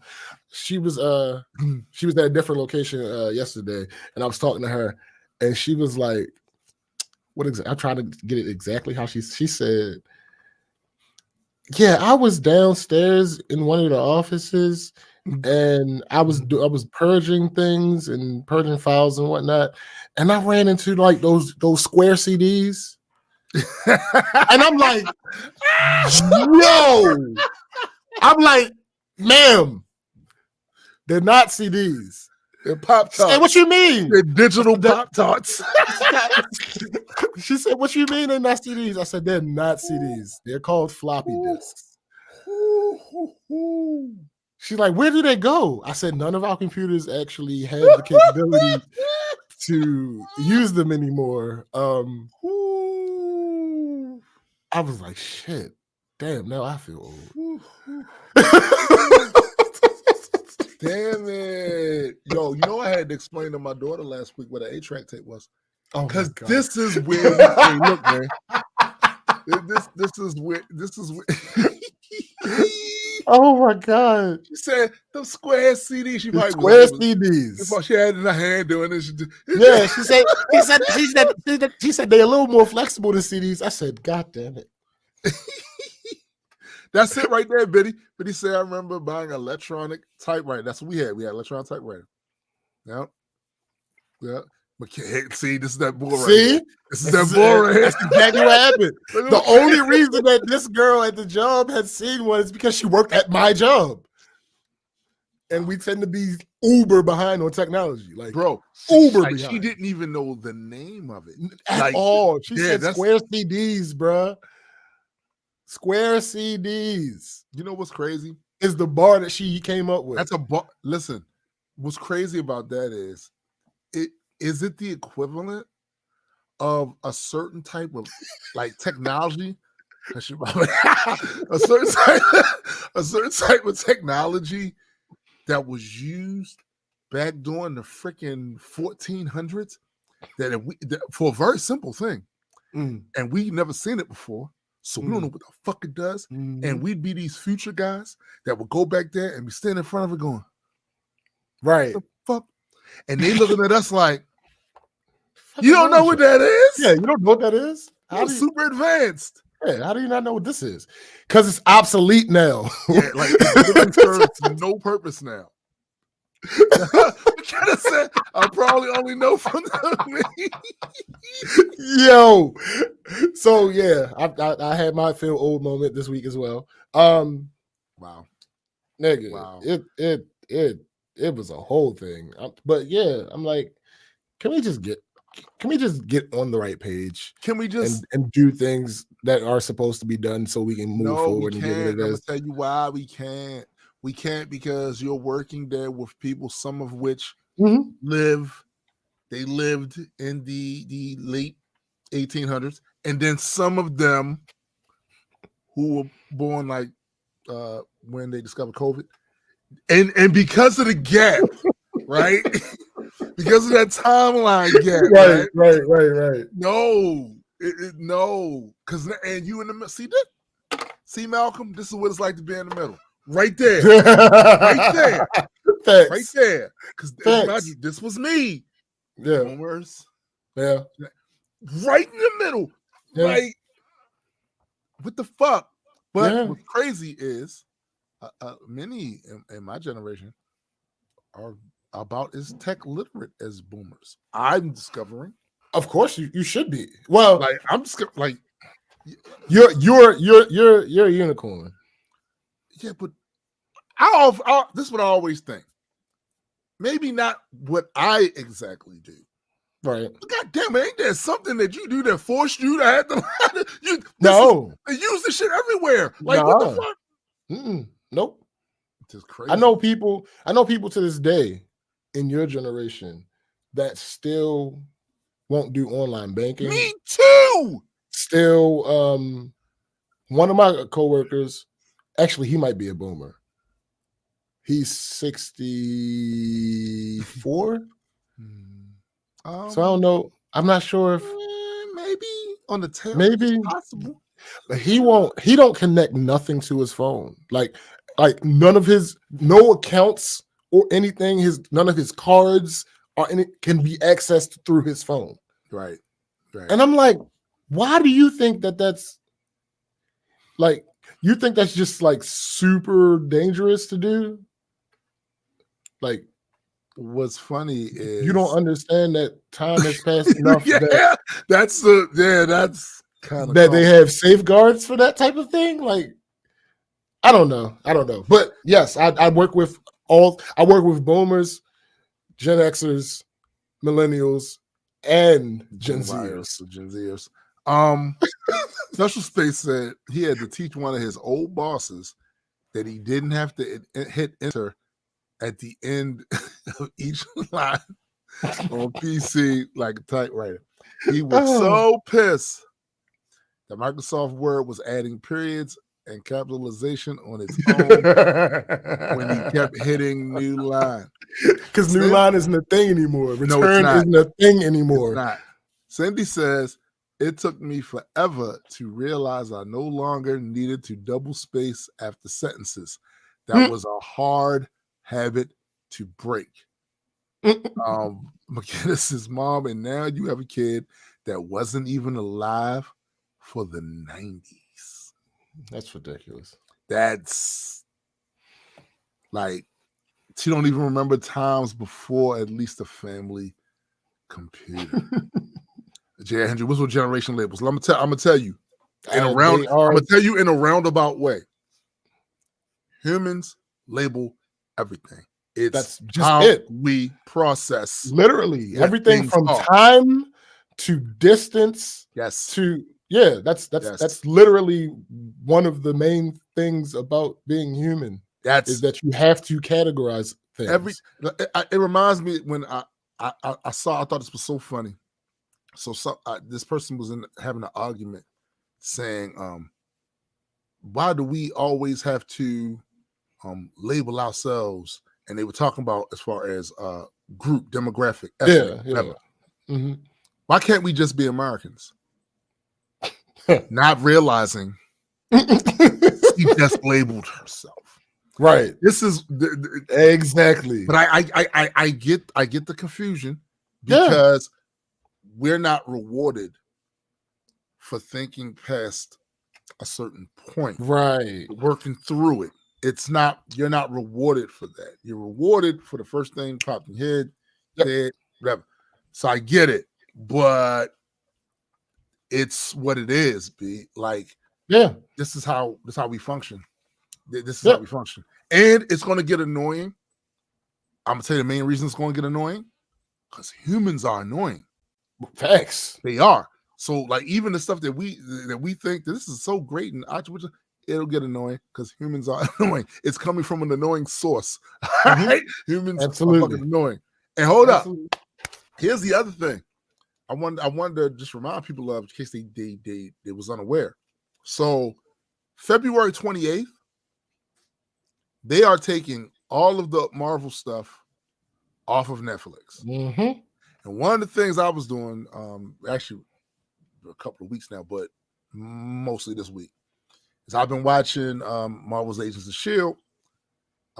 Because it's actually one of my favorite Marvel properties. I know that sounds wild, but it really got good at a certain point. It really got good.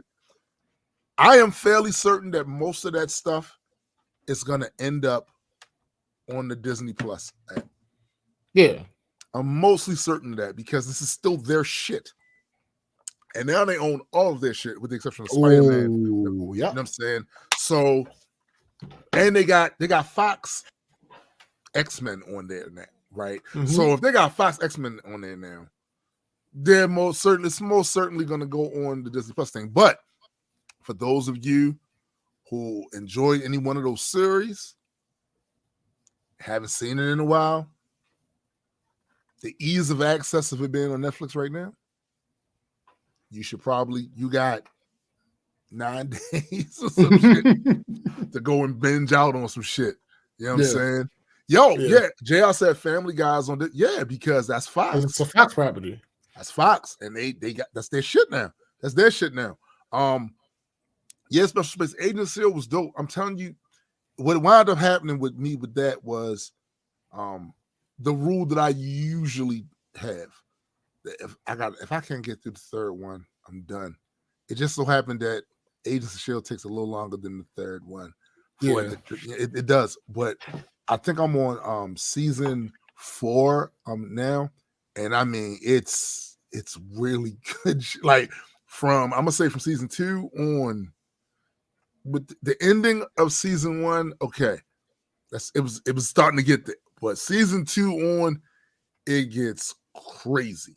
It's some really, I feel like, good writing, especially considering the fact that they wasn't using a bunch of A+ characters. It was exactly, Cindy. It synced up really good with Winter Soldier, and it was fire. It was fire. But at a certain point, it does leave and do its own kind of thing. But I'm thinking now with the whole multiverse stuff that's happening, they can write that up because there is a time travel element to it at its I think in the 5th season or some shit, 5th or 6th season. There's a time travel element, so I'm fairly certain they can write a lot of that off to it being a variant universe, the timeline split, and it became whatever. But it hugged stuff really close. Even Civil War, it hugged that close with the Sokovia Accords and all of that. Like it definitely did, and it introduced characters that I felt like should have been introduced in the MCU at some point. Like Graviton is in there as well, and Graviton's a heavy hitter. Even if he's not as popular as some of the other major villains in the Marvel Universe, Graviton is, for those who don't know who Graviton is, go and watch, if you got Disney Plus, go and watch the Avengers Earth's Mightiest Heroes. That one. Watch the first 5 episodes or whatever. Graviton is a powerhouse, and they had him. They didn't have the same guy. They had some different origin for him, but that was fire. They introduced the Kree, right? But long before we was talking about them motherfuckers on the Captain Marvel movie, they introduced Kree, their home world, a lot of the stuff that they wound up using later, and they even had a version of Ghost Rider. Mm-hmm. They had Robbie Reyes. Mm-hmm. And they also, there was either Danny Ketch or it was Johnny Blaze. They didn't say which one it was, but when he told his origin story, how he became that, it was given to him by a Ghost Rider. Right. So that was either Danny Ketch or Johnny Blaze. But it was really dope. Cindy says, and they really should have just stuck with what they were doing to introduce Inhumans to the MCU instead of the crap they did. This is the other thing with that. So at this period of time, Fox still owned the whole mutant TV thing and movie thing. They still had that, right? So what Marvel set out to do was like, fuck it, we're gonna use the Inhumans and they're gonna be our mutants, our X-Men type shit. I was never a big fan of the Inhumans in the comic books because I thought, for the most part, their powers were lame, and the only one I really fucked with was Black Bolt, right? Mm-hmm. Black Bolt was the badass. The rest of I didn't care about. None of them other ones. It was all about Black Bolt. Gotta say, the way Marvel's Agents of S.H.I.E.L.D. presented the Inhumans' powers, yeah, that was dope. And they should have kept it just like that instead of giving us that that Inhuman series. Travesty. A travesty. It was honestly as bad as, you know, how people they bag on DC a lot, right? For its movie stuff. This was comparable. It was bad. Just bad. You know, they should have kept that shit going that same way for their Inhumans, and maybe that shit would have lasted longer. Maybe that shit would have lasted. Maybe that shit would have actually got the accolades of some of the other properties and shit. But I mean, but they can still reboot that because they got Miss Marvel coming up. So and they also can do what Darkhold. Yep, they can do what the Avengers game did. Yep, with Miss Marvel. Facts. And reintroduce Inhumans that way. Because that's a good point. As a matter of fact, I'm wondering if that's the route they're going to go with that, because that would be smart. That would be smart. Absolutely. They did a good job with that, and I felt the reason why they didn't use Ghost Rider as much as I wanted them to, money. Yeah, special effects, right? To make that shit look like, hey, yo, yo, why is he come in here on the shenanigans? He comes in here on the shenanigans. You know what I'm saying?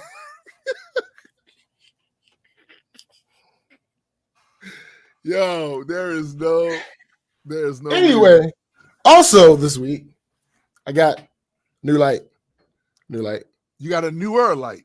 Well, no, that's it's not really new. It's just newer. No. Actually, the softbox is not new.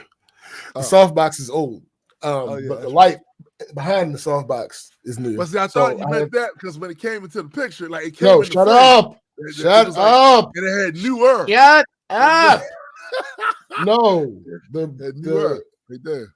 The light, and then, so now I'm using my I'm using my old light as the RGB. Hey, yo, Palm is just a hint of red. You can't really shut up, Palm. You can't really see it when the other light is on that much. When the other light is on, it's just a hint. But I got the not old. Well, it is older. This is my that's older RGB light. And you have shut up. My RGB light.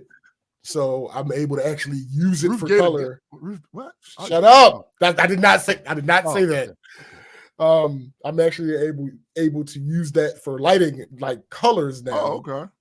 And just have. So wait a minute, whoa. So the one in front of you that we can't see, that's the new one. This one is the new one, right? The one in front that we can't see. That's angled. All right. And that one that's off. And this is the one I've always. The one I've usually light myself up with. Got you. So, that's this low light. At some point, you might need to get one of these.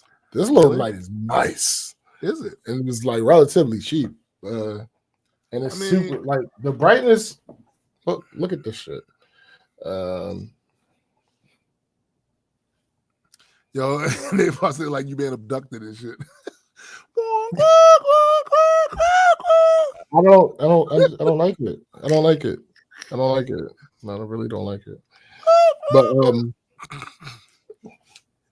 like I think I just have it at 50%. I don't have any other lights on. See, what's funny about that is I don't either. I have one light. Yeah. Front, the small LED one with one of those plastic filters that go down there to diffuse it a little bit, so it's not so sharp. And typically though, I have the light, the room light on. Yeah, you put white lights in there. So I said I'm gonna try today without that because that thing was acting crazy the other day, and I had a chance to change it. Like I'll turn it on. That's a relatively new bulb too, and it's supposed to last and last. It's gonna last all that other bullshit. I turned the light on the other day, and it just stopped blinking. Stop blinking. blinking, and then it'll stop. But I didn't want to do. And listen, I've always been having my fair share of electronic in here. Right before the show before I clicked on the link, everything went out. Everything went out. You know what I'm saying? So I'm not fucking with that. So I said, I'm gonna take this one light and put this up here and see what it looks like. So I had to do some adjustment because it was when you first turn it on, that motherfucker is bright, like bright shit. Right. So I had to make some adjustments to it, but yeah, I got that shit. I gotta say this. My man Napalm. Now, Napalm would do if Napalm had a podcast, it would be funny as shit. Well, it would be hilarious if he had a podcast himself. Cause like right now in the comments, cause he's ass, I often wonder, with all of that, there's like what 12 million clowns out of work, and he out here, you know what I'm saying? Oh my god, material, you know what I'm saying? Listen. Napalm how many of y'all in this thing that Napalm need need a show? He needs a show. He does. He needs a show, and he needs some music. Him and Special Space should start a podcast. And him called Palm Trees. Listen, if him and Special Space started a be some of the funniest. What?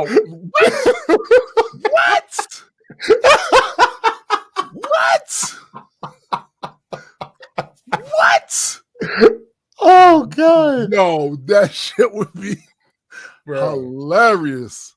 Hilarity wouldn't see. That shit would be amazing. You slap a fucking multi-world label on that bit. Facts. Go ahead. Facts. Go off. All facts. Go off. Even better. Special Space. He hate talking. Hate talking. Let me explain something to y'all.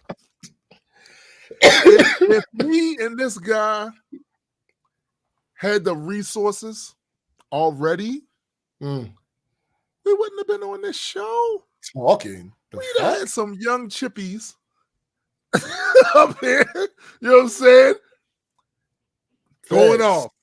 And we just produced it. Yep. You'd have never seen my face. All right, Jay, I said, who's Napalm? That's my brother. Look, you would have never seen. We even said before about times we had ideas to do these pilot episodes, because what we basically was going to do was hit up the gatekeepers for a bag. Yeah, like me and this guy, we know how to film stuff. We know how to put together some shit, like write some little script here, script there. We could do some shit. But the intention was not for us to be on the show. No. The intention was to find some young, less grumpy, you know what I'm saying? People, throw them up front of that fucking camera, had them do their thing. Shut up, Napalm. Have them do their thing. You know what I'm saying? And we just had the camera. And we come up with the concept, and we produce it. Yep. And they come up here and they do their thing. Yep. The producer's life for me. Thanks. And not always talent. You know what I'm saying? Like, right. It's just that we're not in a position to be, man, please. So I need to get into this next thing. Here we go. So the halftime show. Let's talk about it. Before you do that, hold on for one damn minute. God damn it. I hate when he does this, particularly when it's just me. Because now I'm sitting here ready to go into the next topic. And I was not prepared to have to monologue about this. I'll play the audio for you. I'm not going to address this audio right now, but we're going to go back to it. But listen to this audio.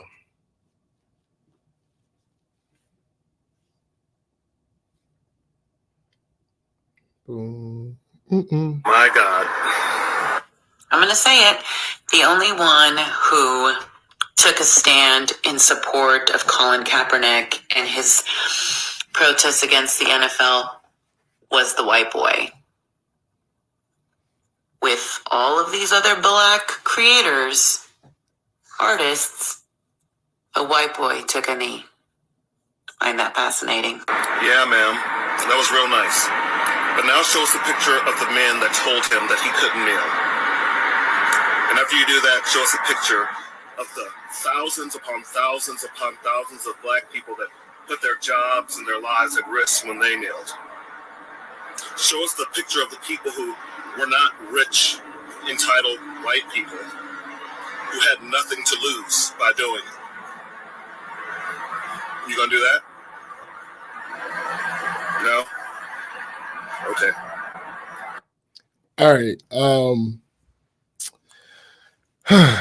There's a lot to unpack with both of the people who were talking in that video. But we're gonna get into that in a minute. What I want to do is talk. Oh crap! I didn't mean to do that. What? So about that halftime. Wait. You have an article about that? No, it's not an article. I have well, there are pieces from article. Whatever. It's a whole thing. Yeah, because it's a lot of commentary. Yeah, about that. Let me see. Trying to get to. There we go. All right. So first, the first thing I want to do, because it's the lightest thing, I want to get. I don't like posers. How you been, Napalm? He's right though. No, he's not. Okay. I want to get the posers out of the way. People. It is okay. I know what you're about to say. It is okay. It is okay to not be aware of something. It is okay to not be a fan of something. Mm-hmm.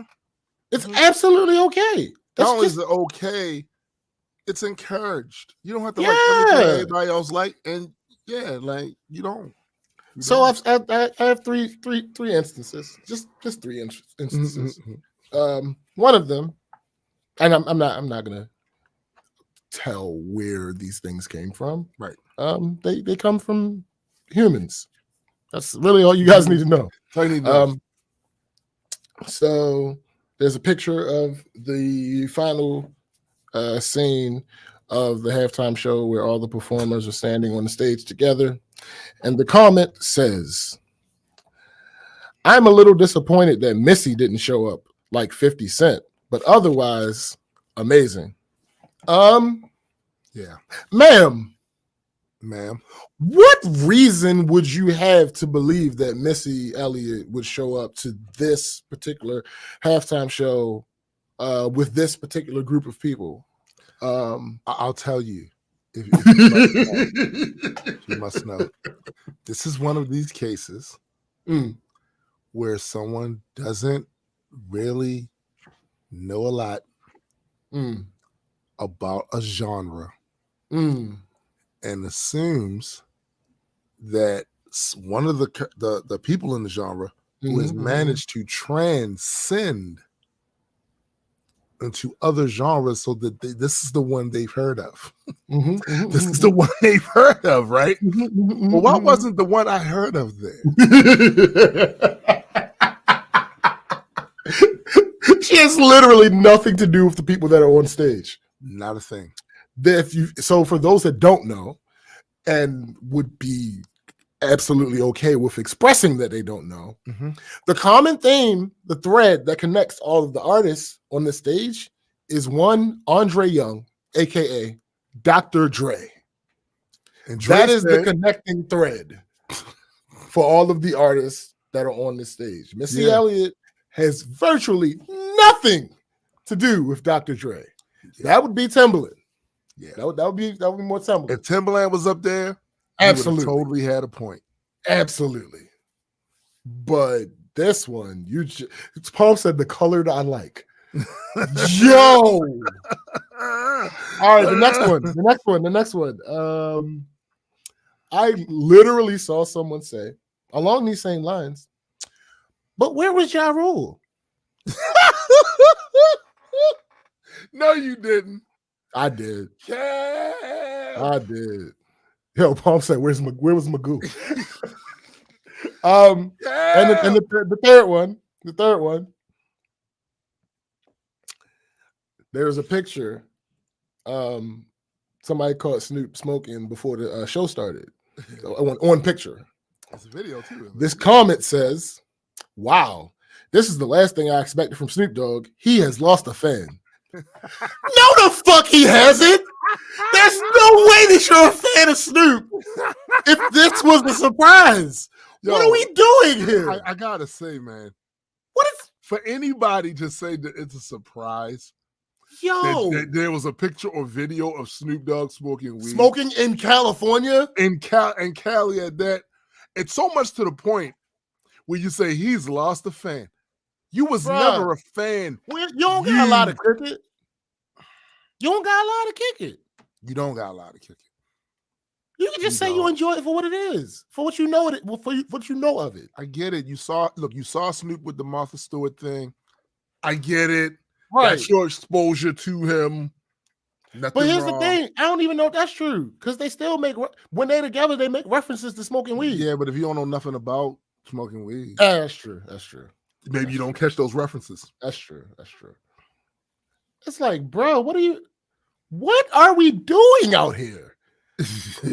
Like, what? Nobody gives a fuck what Ja Rule thinks in a town like this. I mean, it's a fact. It's a fact. Chappelle said it. I feel like though, like it's really just don't say. Can you imagine? Can you imagine if I threw Johnny Cash in every conversation about country music? I threw Johnny Cash in, right? The Man in Black, because he's my favorite. So Johnny Cash, yeah. Even in situations with there's no way Johnny Cash would have been. Why would you think he would be there? Right. Like, why would you think? Yikes. Or Dolly Parton. Right. I just threw Dolly in. I wasn't Dolly there. I don't understand. I don't understand, bro. Like, yeah. I mean, I guess I do. Yeah, and people want to be down. And this is the thing that's being talked about. Yeah. It's got a bunch of engagement. They want to engage with it too. So they go, well, how come Houdini and them didn't show up? I get it. I get it. You know what I'm saying? So MC Hammer ain't gonna come up. All right. Hey. I mean, if the theme was just West Coast, maybe, then absolutely it'd be different for some of those people. But if the theme was hip hop, if the theme itself was hip hop, number one, that would be the most aggravating thing in the world, because so now you're literally just circling, like clamping down, and saying, okay, here you go, darkies. This is there's a part of me that still feel that way. I listen. It's an old it was an old saying I heard somebody call certain things a high tech lynching, meaning it's more nuanced. Yeah, it's the same thing. It's just that we enjoyed it because it was dope. But right. You know what I'm saying? But all right. So I'll say this. I feel like the I'm down with the hippity hops. I feel like the spark for this was that. Yeah. I don't feel like this show was that. No. The spark for this was that, because it was, okay, what do we do? Let's get Jay-Z in here. Mm-hmm. That's what this came from. Mm-hmm. Jay-Z Dre happens to be one of Jay-Z's favorite. Yeah. So it makes sense that this would be the first show that Jay-Z was responsible for. Like, clearly understood. So moving on. The next, people were mad that Anderson .Paak, his drum kit wasn't mic'd. People were upset because his drum kit wasn't mic'd. So let me explain to all of you that have an issue with this.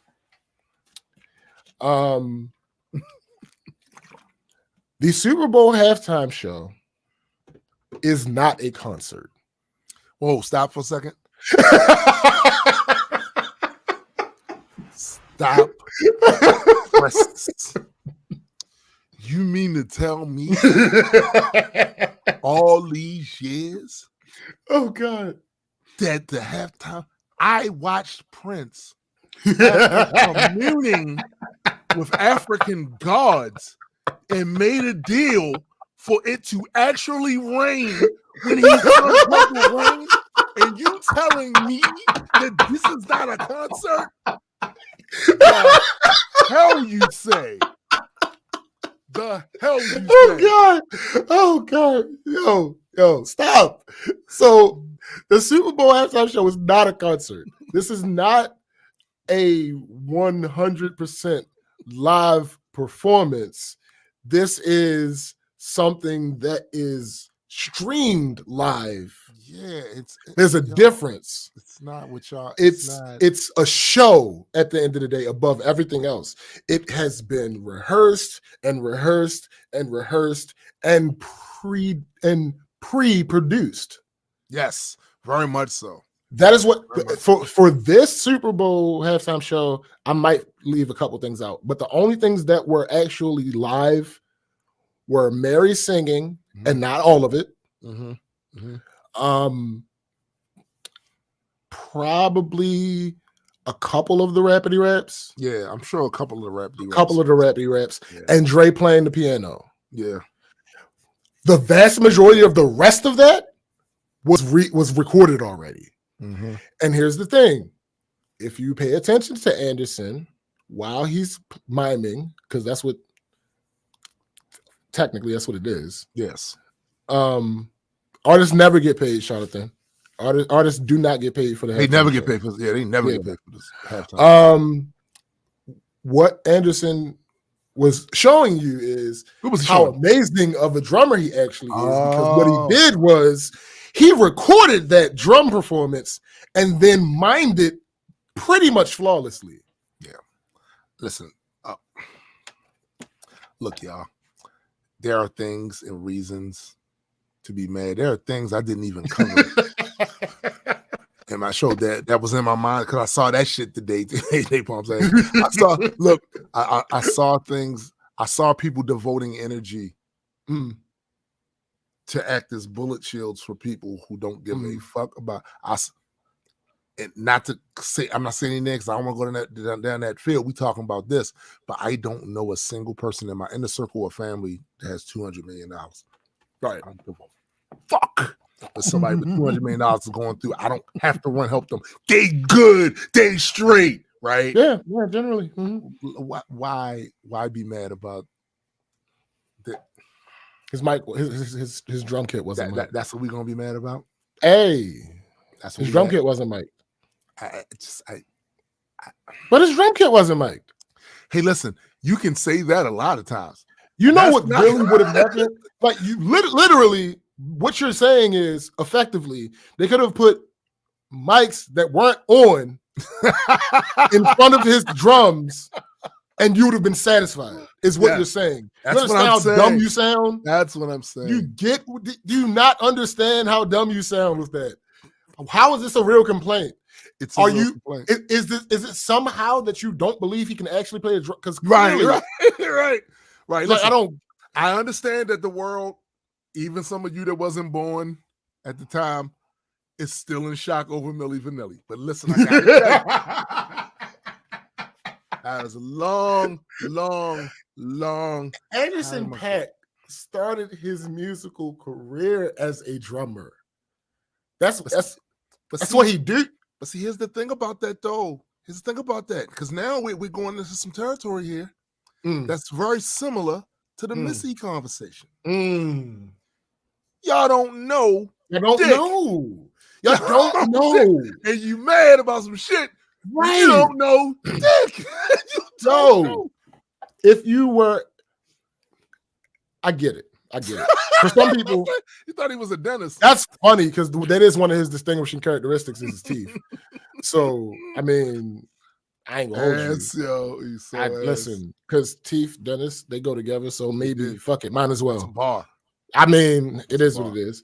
Yeah, I just don't. No, I'm like what Special Space is saying. Where's everyone getting all these fucks to get? Like, yeah, yo, like where are they coming from? Is there a fucks to give outlet? No, there's a fuck factory. There's a fuck factory. It's not what you think. Oh, I'm just saying. Why are you mad? Here's the next thing people were mad at. Eminem taking a knee. Now there are several parts to this. Let me play the beginning of this video again. Bang bang. My God. I'm gonna say it. The only one who took a stand in support of Colin Kaepernick and his protests against the NFL was the white boy. All right. How do you know that's why he did that? That's number one. Number one is the first article that I saw about this, about him even taking a knee, because honestly, like a lot of people, I've seen people say this too. A lot of people didn't even notice that he took a knee because they were so flabbergasted at Dre playing the piano. Right.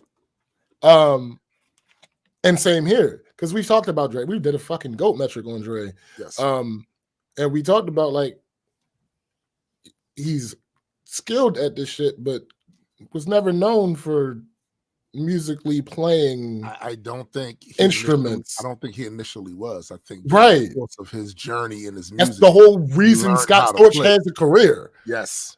Like Scott Storch was his piano man. Exactly. Like, literally. Exactly. So that was like, oh shit. All right, Dre.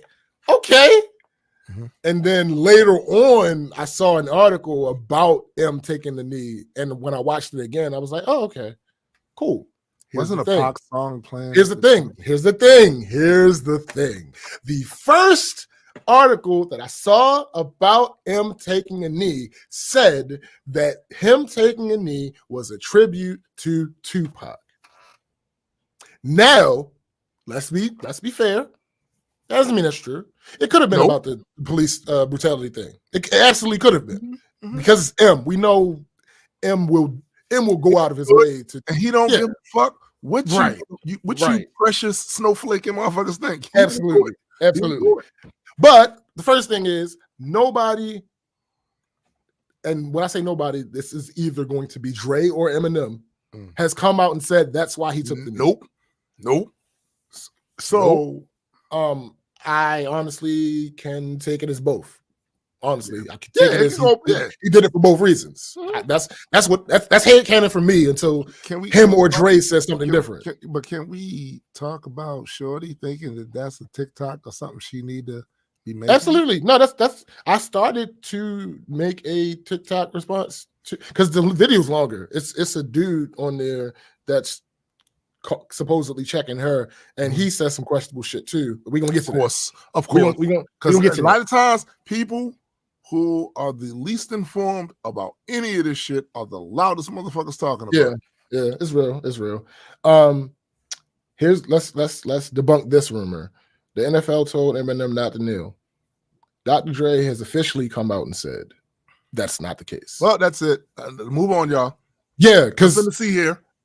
Because sure he could be lying, but what reason would he have to? And what does it matter at this point? Hold up. Dre is a billionaire. What's going to make him lie? Why the fuck would he care? What's going to make him lie? What can they threaten him with? Right. To make him lie? And particularly now that the show's over? Yeah.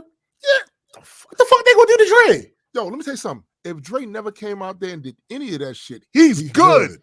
Good. Fuck out of here. All the way good. So, yeah, we can put that to bed. He said, actually, it's interesting. He said the only thing that they really made them change was the beginning part of Kendrick's medley, where the song starts off, if Pyrus and Crips all got along, they'll probably gun me down by the end of the song. In the performance, he couldn't say Pyrus and Crips. I think that's trash. I mean, like, we don't know the pyro. Yo, nigga, since colors. Listen, but Dre said that was the only thing about them being piecing up. And right. I mean, even though they were killing him, but still, Dre said that was really the only thing that the NFL was like, "No, we don't want y'all to do that." Welp. So I mean, that's kind of that's out of there. So next, welp. Okay, let's get to the rest of this video. With all of these other black creators, artists, a white boy took a knee. Hold up, I'm sorry. Palm. Yes, actually, Kendrick was paying tribute to Meteor Man. That is exactly what happened. Yeah. The video commences. Find that fascinating. Yeah, ma'am. That was real nice. But now show us the picture of the man that told him that he couldn't kneel. All right. First of all, here we go. Now, I hate when people are I don't know if he was purposely vague, but I hate when people are vague enough to where they have some type of guard against someone telling them they're wrong. Yeah, because he specifically said themselves from first of all, let's show the picture of the person that told him he couldn't kneel. What him? Who is he in this sentence, sir? Are you talking about Colin? Because in that case, we're talking about Roger Goodell. All right, cool, fine. But if you're talking about M, there is no man who told him exactly. So that picture would be a blank picture, sir. Let's continue. And after you do that, show us a picture of the thousands upon thousands upon thousands of black people that put their jobs and their lives at risk when they kneeled. Somebody tell me what he's talking about. I don't know. What thousands and thousands of black people risked their jobs and lives for kneeling in American history? When did that happen? Could he be talking about some of the protests that people were taking these? But I don't believe I don't believe he's speaking figuratively at all, though, like in any way, shape, or form. So what is he? I don't know what he's. I'm not aware of because all right, so even that is a reach if you think about it, because I know that thousands and thousands. The number that not only is that a reach, but also those people that I'm sure you can find video footage somewhere at those BLM marches. Yeah, absolutely. Symbolic. Right. It's possible that their life could have been in danger because police. Sure. Shit. Technically. Jobs. No. Have you heard any mass firings? Not once. I haven't. And no. And what I'm saying is, it's possible that something happened. We didn't hear about it. Yes, absolutely. In an activism environment, right? That would have been spoken on. Yeah, thousands and thousands. They already protesting. So this is just something else to throw on the pile. I don't particularly during the time period that was, because it was still during the pandemic, so everything was focused on that. Yeah, I think we would have heard of it. I don't. Maybe he's mixing things up. Maybe he's confusing a couple things together and conflating. Yeah, I think so. And because I don't remember that being. We would have heard that. Yeah. We would have heard that. Yeah. Okay. All right. Next point. Show us the picture of the people who were not rich, entitled white people who had nothing to lose by doing it. I gotta say, her point was, and we gonna get to her point. I haven't touched her point yet, her second point yet, but we're gonna get to it. But just to address his point, her point was there were other black artists on that stage that didn't do it. They don't fit the criteria that he just said. Right. They are absolutely rich. They absolutely had nothing to lose if they would have done it. So we can be oppressed. We can have objections to our oppression. We don't need to lie and make shit up and add to it. You to do it. We got enough of it already. It comes with the territory. You don't have to make up anything. We don't have to embellish. You don't have to embellish a damn thing. Let me see. Was that the last thing? You gonna do that? I think that was the last thing. No? Okay, that was the last thing. All right, so back to her point. There was all these black creators on the stage. Why couldn't they do it? Let me talk about what the other ones did. Mhm. So another rumor was that they told Snoop that he could not go on stage with a blue bandana hanging out the back of his pants, his back pocket. The nigga had on a whole So what did he do? He wore a bandana shirt, basically. Okay, so that's one act of defiance. Okay. You say Colin Kaepernick, police. First of all, Colin was not protesting the NFL. Colin was protesting police brutality. Yeah. Right? One of the songs that was performed during the halftime show. Let me read from this Bible real quick.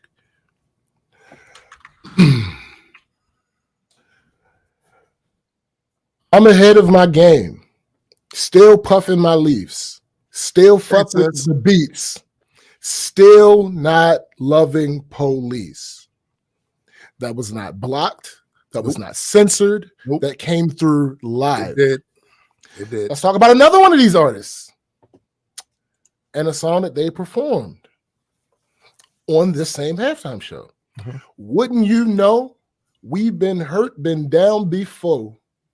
When our pride was low, looking at the world like, where do we go? And we hate Popo, want to kill us dead in the street for show. That happened. That was not blocked. That was not censored. It happened live. We all heard it. Hold up, bro. Why does all of this seem to fit in the same category as Shorty with Missy? Right. Like, you not listening because you don't get it. And maybe your ear isn't trained to hear it. Because I've met people with the rapidy raps. Mm-hmm. Their ears have not been trained to pick up the cadence, none of that stuff, right? Mm-hmm. So maybe you didn't hear it, but the assumption that one, the reason M did that was the reason you think he did that is a reach. Sure. It's a reach, but I get it. NFL environment. Because it stands. It's a reasonable reach. For you to think that would top the scale of people actually saying it in a microphone in front of millions of people. Let's be fair. Technically, it's still all symbolism, even though one of them was actual words being said. Yeah. And let's get into the cynical business side of it. Right. These happen to be some of their top hits. Of course. There's no song that M could. White America is probably the only song that M could have substituted there. Right. That would still be considered one of his top hits. I would say this though: the fact that those words, that commentary, was in some of their biggest hits, wasn't a coincidence. It's not a coincidence at all. No, it's not at all. And it's not a coincidence that they chose to use them, because Kendrick could have used other songs. Yeah, he's got plenty of them. Dre could have used other songs. Yeah, he's got plenty of them. They didn't. No, they did not. You don't think that there's a reason? It's not. Matter of fact, let's find something out. I'm curious because I'm not 100% sure about this one. Let's see. Kendrick Lamar. Discography. Let's see about his singles and where they chart. US number 3. He's a number 3 hit on the US R&B and hip hop. Number 3 US rap. That is Swimming Pools. That's his first single. Yes. Let me see. Where does All Right rank? All Right is on 1, 2, 3, 4 charts. On none of those charts did it rank higher than number 20. So you don't think that was intentional? It's not his highest ranked hit. No. It's not his highest. Let me double check. It went single platinum. It's not his highest sold hit. Right. No. but he chose to use that one. Why? Because in the chorus he talks about police brutality. Let's go to Dre. Let's go to Andre Young. Let's look at his. Let's look at his, because I just want to be. I just want to be sure. That's all. Just want to be sure. He should have did 100 miles of running. I mean, it is what it is. Things happen. Things happen. He could not do Still DRE though. Even if he didn't do a whole verse, he had to at least do the intro. Like, that's a fact. Come on now, it's Dre. All right, let's see. Let's go to his singles. If he'd have did 100 miles of running out of line. Yeah. So if we were doing a GOAT metric, I would do this differently. But since we're talking about the halftime show, and this person was a part of the halftime show, this counts. Number 1 hit. It is highest number 2 US, number 1 US R&B, number 1 rap. Nothing but a G thing. Number 3 US R&B, number 3 US rap. Let Me Ride. Number 1 US rap. Keep Your Heads Ringing. Number 4 US. I Need a Doctor. Again, the other person in that song was there. Eminem was there. He was there. What did he do? What song did he do? The song that is in 1, 2, 3, 4, 5, 6, 7 charts. One of them being the UK. That was number 6. But outside of that, none of them over a top 10. Yes. Still DRE. Yes. Why do you think he did that? Why do you think he did the verse that he chose to do? Because it's not like he did the whole song. Nope. Why do you think he did the verse he chose to do? You don't think that was some type of none of this was calculated? None of it wasn't done on purpose. He didn't think this out and decide to do it this way on the biggest stage ever. This is what I mean by the shallow thinking. Come on, y'all. So the most obvious to your mind was the knee at an NFL event. Yeah. But you didn't bother to think just a little higher, dig a little deeper in what was going on over there. Yeah. You pointed that out because you wanted to make a point. Mm-hmm. And here's the thing. It's like you said earlier, and when we first started talking about this, Eminem absolutely would have done some shit like that if he felt like that's what he wanted to do for that exact reason, and wouldn't have gave a fuck who didn't like it. Would not have cared, because that's how he rolled. That's how he get down. He's literally shown on public record as saying, if y'all don't like that I'm going at your orange boy over here, fuck you, don't buy my shit no more. This is M. So he's not M been fighting against people trying to tell him what the fuck he could and could not say his entire goddamn career. So kill that noise. We're gonna give M the benefit of what he's done and what he has said and was brave enough to do and say. But you trying to extra escalate that and minimize what them black artists was doing is crazy. They said it. Crazy. Now, don't get me wrong, he said it before. Hi, mommy. Show must go on. Go ahead. He said it before. Yes. But he did not do it now. Yes. Why? Because actually, let's check it. We did it for Dre. We did it for Kendrick. Let's do it for M. Let's see. Because actually, You Lose Yourself might be M's biggest hit. Right. So that kind of, that's a thing. Singles discography. Let me see. All right. He has a number 2 UK. That's My Name Is. He has a number 2. What is this?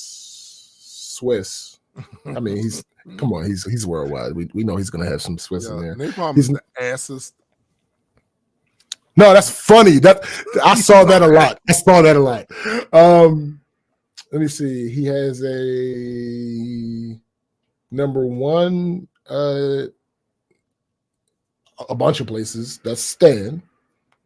He has another number 1 a bunch of places. That's Without Me. Right. I ain't gonna say by far, but in a pretty comfortable lead is Lose Yourself. Of course. I mean, and let's be real. Charlamagne says, I usually do not agree with Charlamagne, particularly when he talks about Eminem. Yeah. But one thing that he said that is actually true, a version, because he goes extreme with it. But a version of what he said is absolutely true. M don't really do hits. Like he has singles that he puts out for his albums that are coming, but he doesn't really do hits. Like he don't. It's a real thing. But somebody can make an argument that there are some songs that he has released that have a certain formula to it. Oh, absolutely. He does formula music, but he don't do hits for real. Like he does stadium music. Yeah, this is a club hit. No, he don't. He don't really do that. His closest thing to a club hit was "Smack That," and that shit was terrible. Garbage. But he does stadium music. One of his Napalm says he has a taste for spaghetti. We're shocked. Nah, B. Mom spaghetti. That you don't want that. It's been dominated already. That means it's bad. Yeah. Yikes. But he doesn't really do hits like that. Like his biggest hits are hits because they happen to be hits. Like Stan. Like, no, it was a powerful message in the song. Right. It's an album cut for real. Right. That's not a song that you make to put that wasn't in the radio. It wasn't supposed to be a single. No, it just happened that way. It's disturbing. I would tell people like Stan is a great creative song, but it's disturbing how many people like how many of y'all was relating on a certain level to a certain thing. That's disturbing. Absolutely. But Lose Yourself is really his only single that he put out that fits everything. It fits being a hit. It fits having the credibility as far as the culture is concerned. It fits technical prowess. It fits everything. Right. So it makes sense that it is his biggest hit because look at what he has released for the singles in comparison. You know what's funny about that though? If you look at what he was rapping about in Lose Yourself, for all of the things that he's ever been slammed for saying in his music, he wasn't saying any of that sort of stuff in Lose Yourself. No, he wasn't doing the celebrity shit. He wasn't doing where he bashed celebrities. He wasn't talking about homophobia. He wasn't talking about killing his mom. He wasn't talking about none of that stuff. And that's what I'm saying.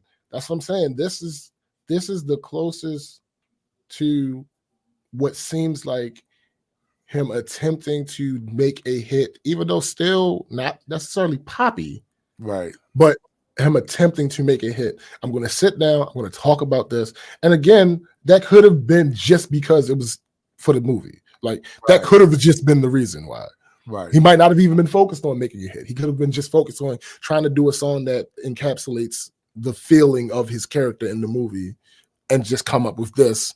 And it ended up being what it is. But the point that I'm making is the only song that he really, and I do not see it on here, so maybe it was never released as a song. Yes, it was, but it went gold, which today would be good, but when it went gold, was not necessarily good. Yes, and it did not chart anywhere. It's White America. Yeah, there's no reason for him to do that song at all. At least with the other two, those songs that they chose to do were still big hits. Yes. They were still big hits. They just weren't their biggest hits. Right. White America was not a big hit. No. So, all right, he does the nail thing. Right. So he does the kneeling thing. But they spoke on it. Yeah. There are levels to symbolism. There really is, B.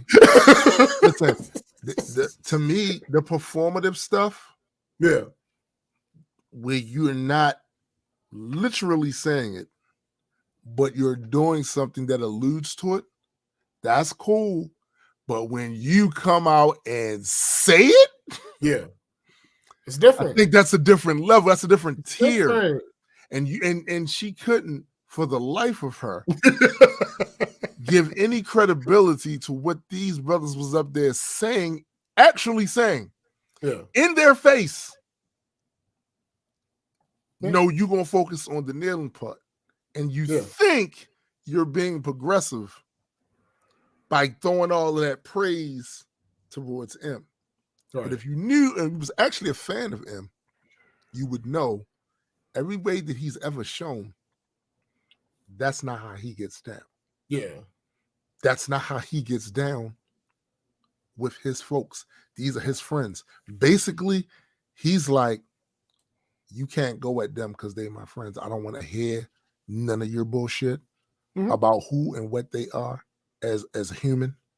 Your critiques them because these are my folks. So I'm going to go hard. Nope. I don't want to hear your racist bullshit. Nope. Right. When I was a kid, I said something. They always pull us out. Every time. And he was upset and said crazy stuff. You know how much cringy stuff I said in my music when I was a kid? I've been rapping since I was 13. Right? So what about how he has lived his life and how he interacts with his folks? Right. So I don't want to hear that. Like, try something else. I'm sure there's something else. He's an American. He was born and raised here. Yeah. There's something else. But that ain't it. Yeah. No. That ain't it. Dude. That's not the movie. That ain't it. That ain't it. Fucking ass, yo. Yo, Said, he is like 50 Cent hanging upside down symbolizes excitement for the Batman. I mean, fun fact. I thought it was a tribute to Spider-Man in that first Spider-Man movie with Tobey Maguire. Nah, that's not. Oh no, it was Nosferatu. It was Nosferatu. Should have known. Should have known. Yeah, on some Dracula shit. No, fun fact that may or may not be true. That is the first time he actually opened that song hanging upside down. In the video, he was not actually hanging upside down. That was just the camera. Right, it was the camera angle. Why he look like that? Because he was hanging upside down for real. That's why he looked like that. The blood was rushing to his head. He was ready to get down from that motherfucker. If you notice, when that part happened, there's a break, there's a pause. Yes. Because you need to make sure you can collect yourself. I'm never doing that. It makes no sense. What? And you're 50 now? 50. You 50 now. You that bars. Bars. Are you 50 now? 50? Now you wait till you 50 to actually hang upside down? No, I'm not. Nah, dude. Nah, while rapping? Yo, I'm not. Yo, I don't like. Props to you for pulling it off. If I gotta go into a bottom shelf and bend down, I come up lightheaded. And you talk about Pump said now his knees were weak. And they were saying his arms was heavy because he gained weight. But what I'm saying, look, I was laughing. I saw a meme that said, "Why 50 Cent with like $2 now?" Yo, what's so crazy about that for me? Now, listen, I get it because he's getting older. He's getting older. He's not that young guy. Back, he's making a lot of money again. He's taking a lot of business meetings at restaurants. Yeah. Yo, that's that. Both literally and figuratively. Yo, to quote my man Tony Baker, "Food be good." Food be good, my guy. Food be good. Like, food be good. How you gonna get mad at that? Listen, that man obviously is happy at this point in time. You know what I'm saying? But the thing that's crazy is a lot of people that was going at him about that. Y'all heavy too. Oh, and y'all ain't got no money. I'm just saying. No. Oh no, baby! What is you doing? Yeah, like I see y'all laughing at that man because he look a little pudgy. He look a little stay puffish. Yeah. Stay puffish, marshmallow man. Stay puffish. Wow. But some of us out here doing that, and we ain't got the money. We ain't got the money. I'm just saying. I'm guilty. Ha ha ha! It is to laugh, but yeah. He has the laugh. This summer, when you sitting in your backyard or whatever, and he gonna be in the Maldives. He'll be over at Seychelles, right? Chilling the white sand with his beer belly. He gonna be on a black sand beach, and with a shirt off. Nobody's gonna care. Nobody's gonna care. Yeah. There will be some paparazzi that gets a picture, and you guys are gonna laugh again. You're gonna get it but again. The laugh is gonna be on you. Because after you look right before your break, you're gonna see that guy. Right before your break's over. You're gonna finish laughing and you're gonna clap back in. What time? Oh shoot. Like, because I mean, I get it. We try to take the victories we can. Mike, Big Mike's back. we try to take the victories we can, and I get it because I feel you. Absolutely. But don't laugh too loud. What I'm saying is, don't laugh too loud. Cause real shit. You might run out of breath while doing it because you in his same situation. Except the less money part. Right, like use a little less breath in that laugh. Yeah, less kafars. What I'm asking from you. Yeah, you know what I'm saying? Because it's not the same. But these motherfuckers really what about Dre and Kendrick? He did that. She did Nowadays, motherfuckers want to talk like they got something to say. Nothing comes out when they move their lips. It's just a bunch of gibberish. Motherfuckers act like they forgot about Dre. I think they did, though. That's crazy. What are y'all not paying attention to? Kendrick Lamar went on to this show, still did the Powers and Crips intro, but blocked it out. But everybody who has ever heard the fucking song knows what it says. Yeah, they know what it says. He did a fucking tribute to Robert fucking Towns with the Meteor Man, and then he does the song with the chorus, and I hate Popo, Wanna Kill Us Dead in the Streets for show. And y'all like, what did he do? What did he do? The fuck? Yo, it's the craziest shit ever. And it's one of the reasons why, like I said, man, like there is certain people that you are uniquely unqualified to have these conversations. Bruh, Dre came on this motherfucker.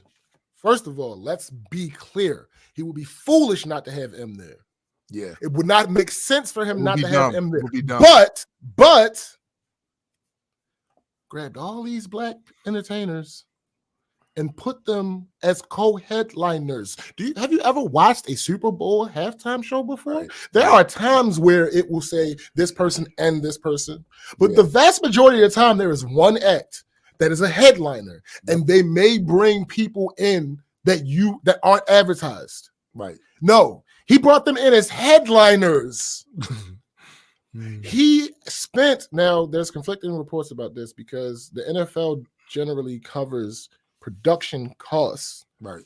Now, the thing that's being said is Dre spent $7 million on this performance. Right. So what that could actually be, I'll say not Missy though. So exactly. What this could actually be is they had a budget that they wanted to spend for the performance, and they reached that, and he was like, "Fuck that!" So I'll just go ahead and add on top of it. I'm worth $1 billion. So right. $7 million. So you saw all those black dancers, all those black instrumentalists up there. Yep. You saw those, and I hate to say it this way, but you'll understand if you use context as to what I'm saying, you'll get what I mean. Those heavyset cheerleaders. Yes, I know what you're saying. You see all the representation that he's contributing to. Dr. Dre could have done this by himself and got a huge like cheer and crowd, and people would have been talking about anything. Absolutely, than what Dre did. Yep, absolutely. But no, he did not. 50 was up there. Kendrick was up there. Mary was up there. M was up there. Anderson .Paak was up there. Like, what are you doing? What are we doing? Bro, Dre didn't do anything. What the fuck are you talking about? Bro, it's like I said, some of these people are uniquely unqualified. Bruh. About these subjects, and they get, this is the other issue with social media too, because, I mean, for all of the good things you can pull from it, you're going to have people who are unqualified to speak on stuff, on stuff, and then there's going to be a chorus of people who, not thinking themselves, go, you know what, that's true. No, maybe if you think a little bit harder, it's not true. It's not what they're making this out to be. Ain't that?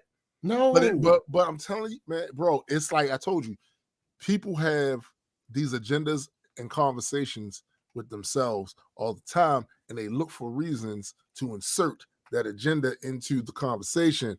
Right. You're not telling me that she didn't have in her head this, we be doing more for the cause than. Yeah. Now, realistically, don't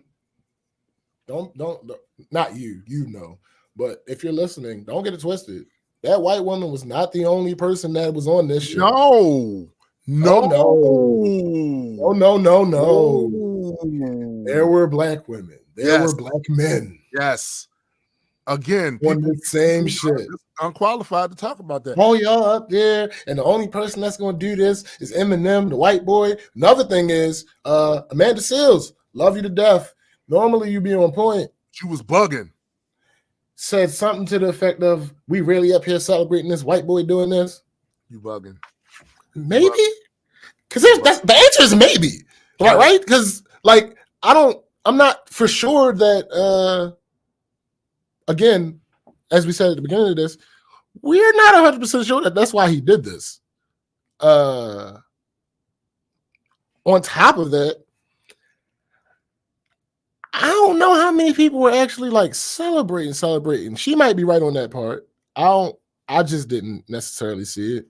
Because like I said, a lot of people missed it because Dr. Dre was playing the goddamn piano. And actually playing the piano. Like Questlove, I'm guessing his power went out. I don't know what happened. But Questlove was even, I think it was on Twitter. No, it was a interview on some show or something like that. And he was talking about how surprised he was that Dre knew his way around the piano. Like, and this is Questlove. This is someone who has knowledge of Dre. This is someone who has a relationship with Dre. This is someone who is a producer, who is a musician. So when they say it like that, it's understandable that a lot of other people would be surprised when he jumped up. I gotta say, you going out there not worthy of the game that you have in your mic. Facts, Mike. That's a mistake. It's happenstance, but it is absolutely true. I'll give it to you. But yeah. So a lot of people, like I said, didn't even realize that M nailed because Dre. Can I say this though? Like, y'all kill me, man. Like, so when you see these bunch of these black folks running around here talking this, we really celebrate. Y'all real militant, ain't you? Y'all really. You ain't trying to go nowhere though. Yo, how about that? You trying to stay here? Yeah. Like yo, I'm cool with help. Trying to leave. I'm cool with help. Yes. Somebody's trying to help me. Yes. I'll take it. I'm not going to exalt them above others. No. That's not. I'm going to acknowledge. I'm going to take the help. I'm going to acknowledge that but it's always funny to me though, because when I start talking about certain issues, y'all not there though. Not there though. Like you will utilize the rage when it suit you, but there's an ultimate decision you can make, and you not anywhere near that. You mad that they took the land from the natives. Mm-hmm. You ain't trying to go. Right. You ain't trying to give it back to them. You trying to stay here and get this and be that. Right. Too, right? So miss me with that. if I'll take the help.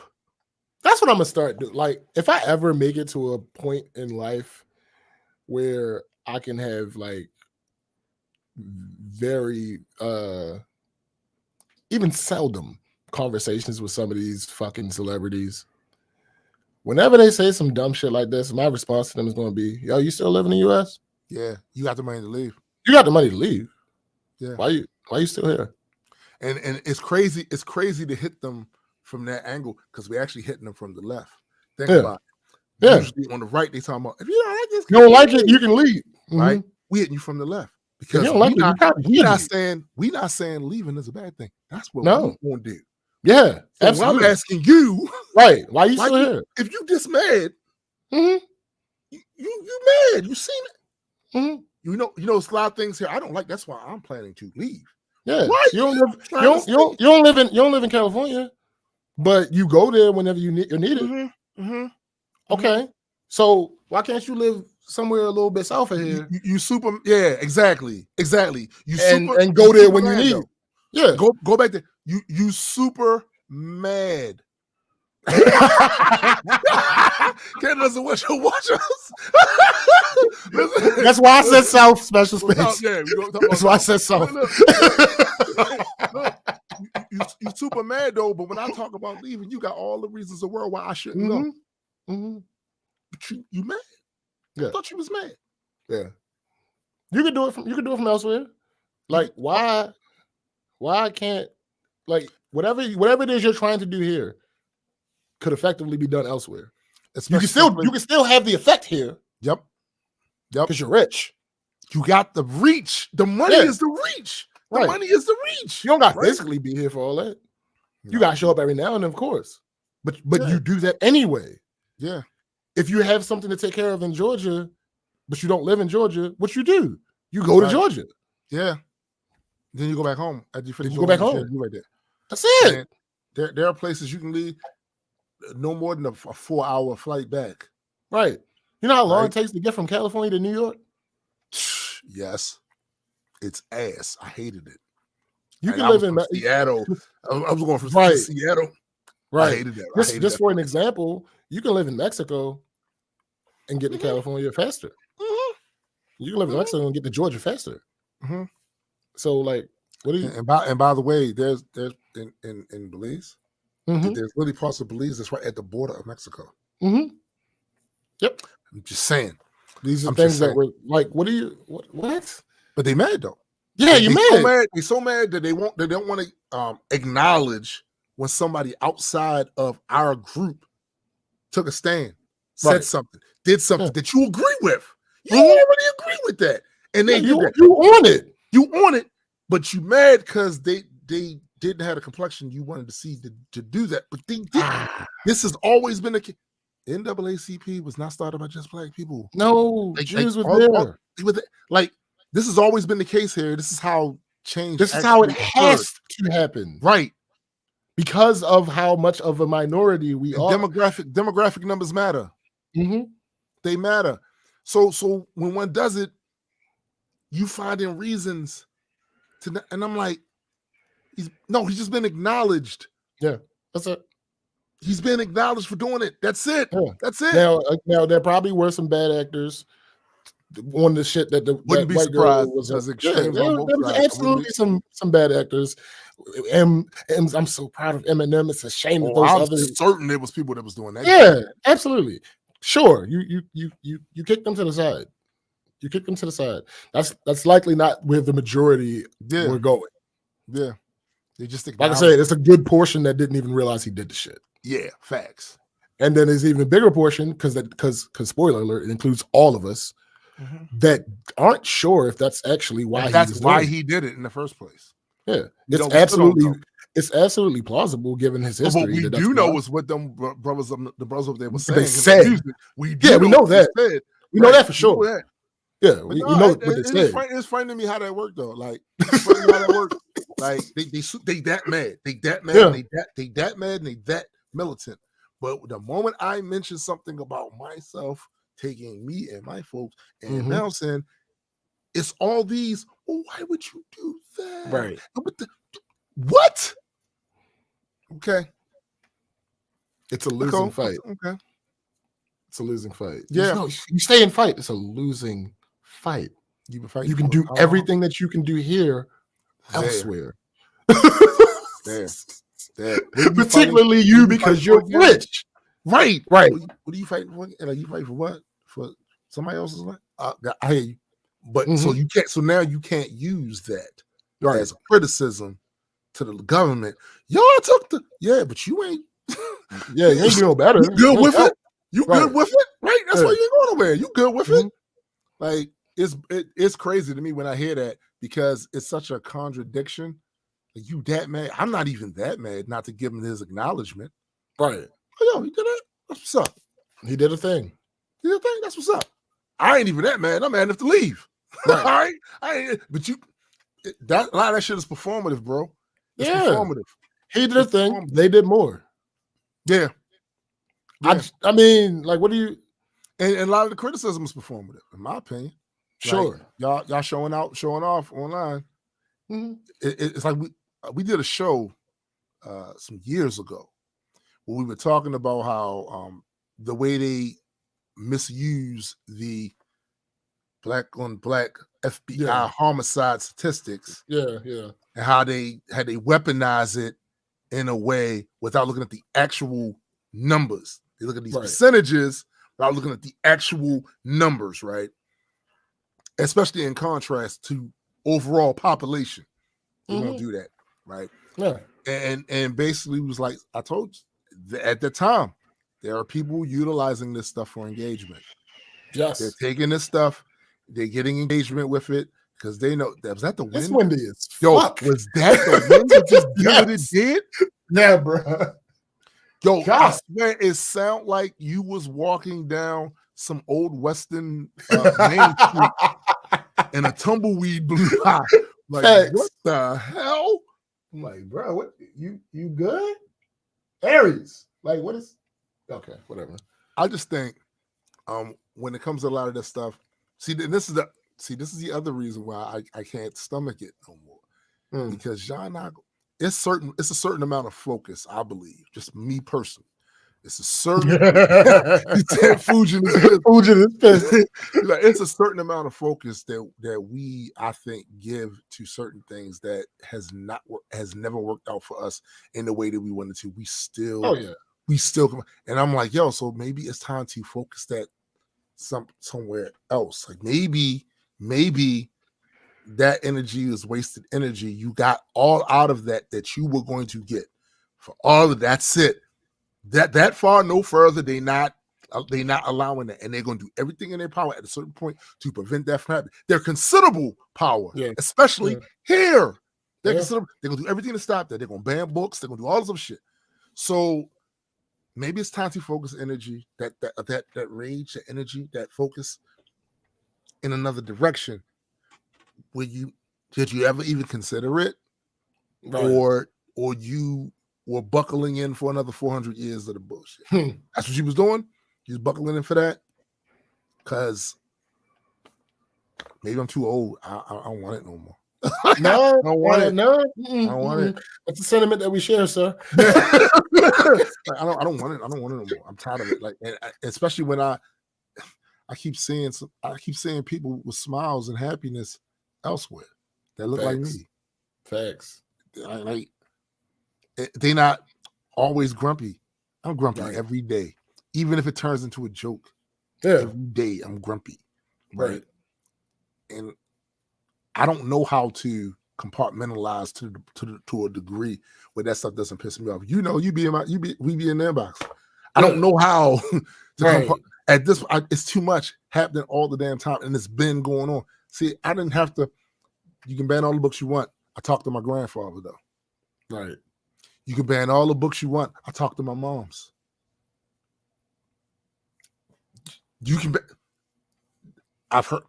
They told us the stories. Yeah. They told us the stories. It's too late. You hiding that from your kids. You not hiding it from ours. Because I told mine. And mine gonna tell us. All right. So that's it. But at the end of the day, it seemed like that's a lot of energy to get so little. It takes so long to get so little. And but I see you mad on social media. I said I see you don't want to get it. Look good. It look good. But look good doing it. You look great doing it. Yeah. You having the Kente sitting. Y'all be killed. I don't know. Right. And especially when I see some of these same people defending people for other shit. And I'm like, didn't just 2 years ago, just 2 years ago, y'all was mad shit. Now all of a sudden, y'all, all right, yo, okay. Pardon me for keeping the same energy. Pardon me for keeping the same energy. You know what I'm saying? Like, no, you said what you said, you did what you did, and I can't unsee it. Right. I can't unsee it. I know what it is now. So if I get fooled again, that's on me. That's not on that person doing whatever they're doing or saying whatever they said. They let us know what they think. That's what they think. All right, cool. Thanks. Mm-hmm. Because there's too many run around that's not, or they wait until they get into a position to be able to do it, or somebody give them permission, even if it's a subtle permission. Oh, well, this group, this person is from this group. He looked like them. he said it was cool. So I guess I can go off. I've seen it recently. I would have never said it any other time, but this person is a member of that group, and he said it's cool, so I can now go off. Yo, somebody do something with Palm. Yo, Palm, he needs every square inch of palm across his face. Yo, he's shot out of a cannon consistently. Like, cannons don't no automatic cannons exist. Palm no automatic. Yo, not a one. Palm is the one. He's the one. He's Neo. He's the one. Bruh. He's the one. He's the one jumping up. I just don't. Yo, this is why. But yo, this is why I told you he need a show. And yo, that special space and palm. Bruh, palm tree. Yo, palm tree. I'm telling you, that's $1 million idea. No, they better ask somebody. They better ask somebody. They better ask somebody. But I was like, we at the end of this. Yeah, that's it. We want to thank everybody once again for showing up on another Saturday. Everybody's up napalm. And we want to thank y'all because you guys continue to show up every Saturday. Makes this show a joy to do. He is so stupid. Napalm is so dumb. And I think too the quality, the value of the show has gone up now that we can show video on Spotify. That's pretty dope. That's pretty dope. I ain't gonna lie. That's pretty dope. Do not forget to check out our guy Jaded Nerd. His Jaded Nerd channel. Yeah. Growing by leaps and bounds. Proud of him for real. Also, don't forget to check out me and Cyrus. I did an episode last week of Metas and Mutants with Cyrus. It probably hasn't aired yet, but it'll be up soon. Go check that out as well. And of course, do not forget the Majestic Comics Patreon. Yeah, and, absolutely. We're gonna have another update for y'all soon about the status of the hoodies and the shirts. It's been ass. It's been ass. Go check out the comic book if you're on Patreon. Soon we're gonna have it up on our Shopify. We're not gonna have it up on Comixology anytime soon because they screwed the pooch with the whole reading feature on there, and I don't like it. They messed the app up. They messed the app up, as far as I'm concerned. They messed the app up. Also, those of you that have not been on Patreon recently, got 2 art pieces up there done by my man Joseph Structure Arnold and colored by my man Gabriel Sandoval. These are fire pictures. You know what I'm saying? And we're gonna definitely have a lot more coming up. We got some stuff that's in production right now. So so for my man SPJ, I am Tombstone the Dead Man, and for the greater multi-world entertainment family, we are out. Peace.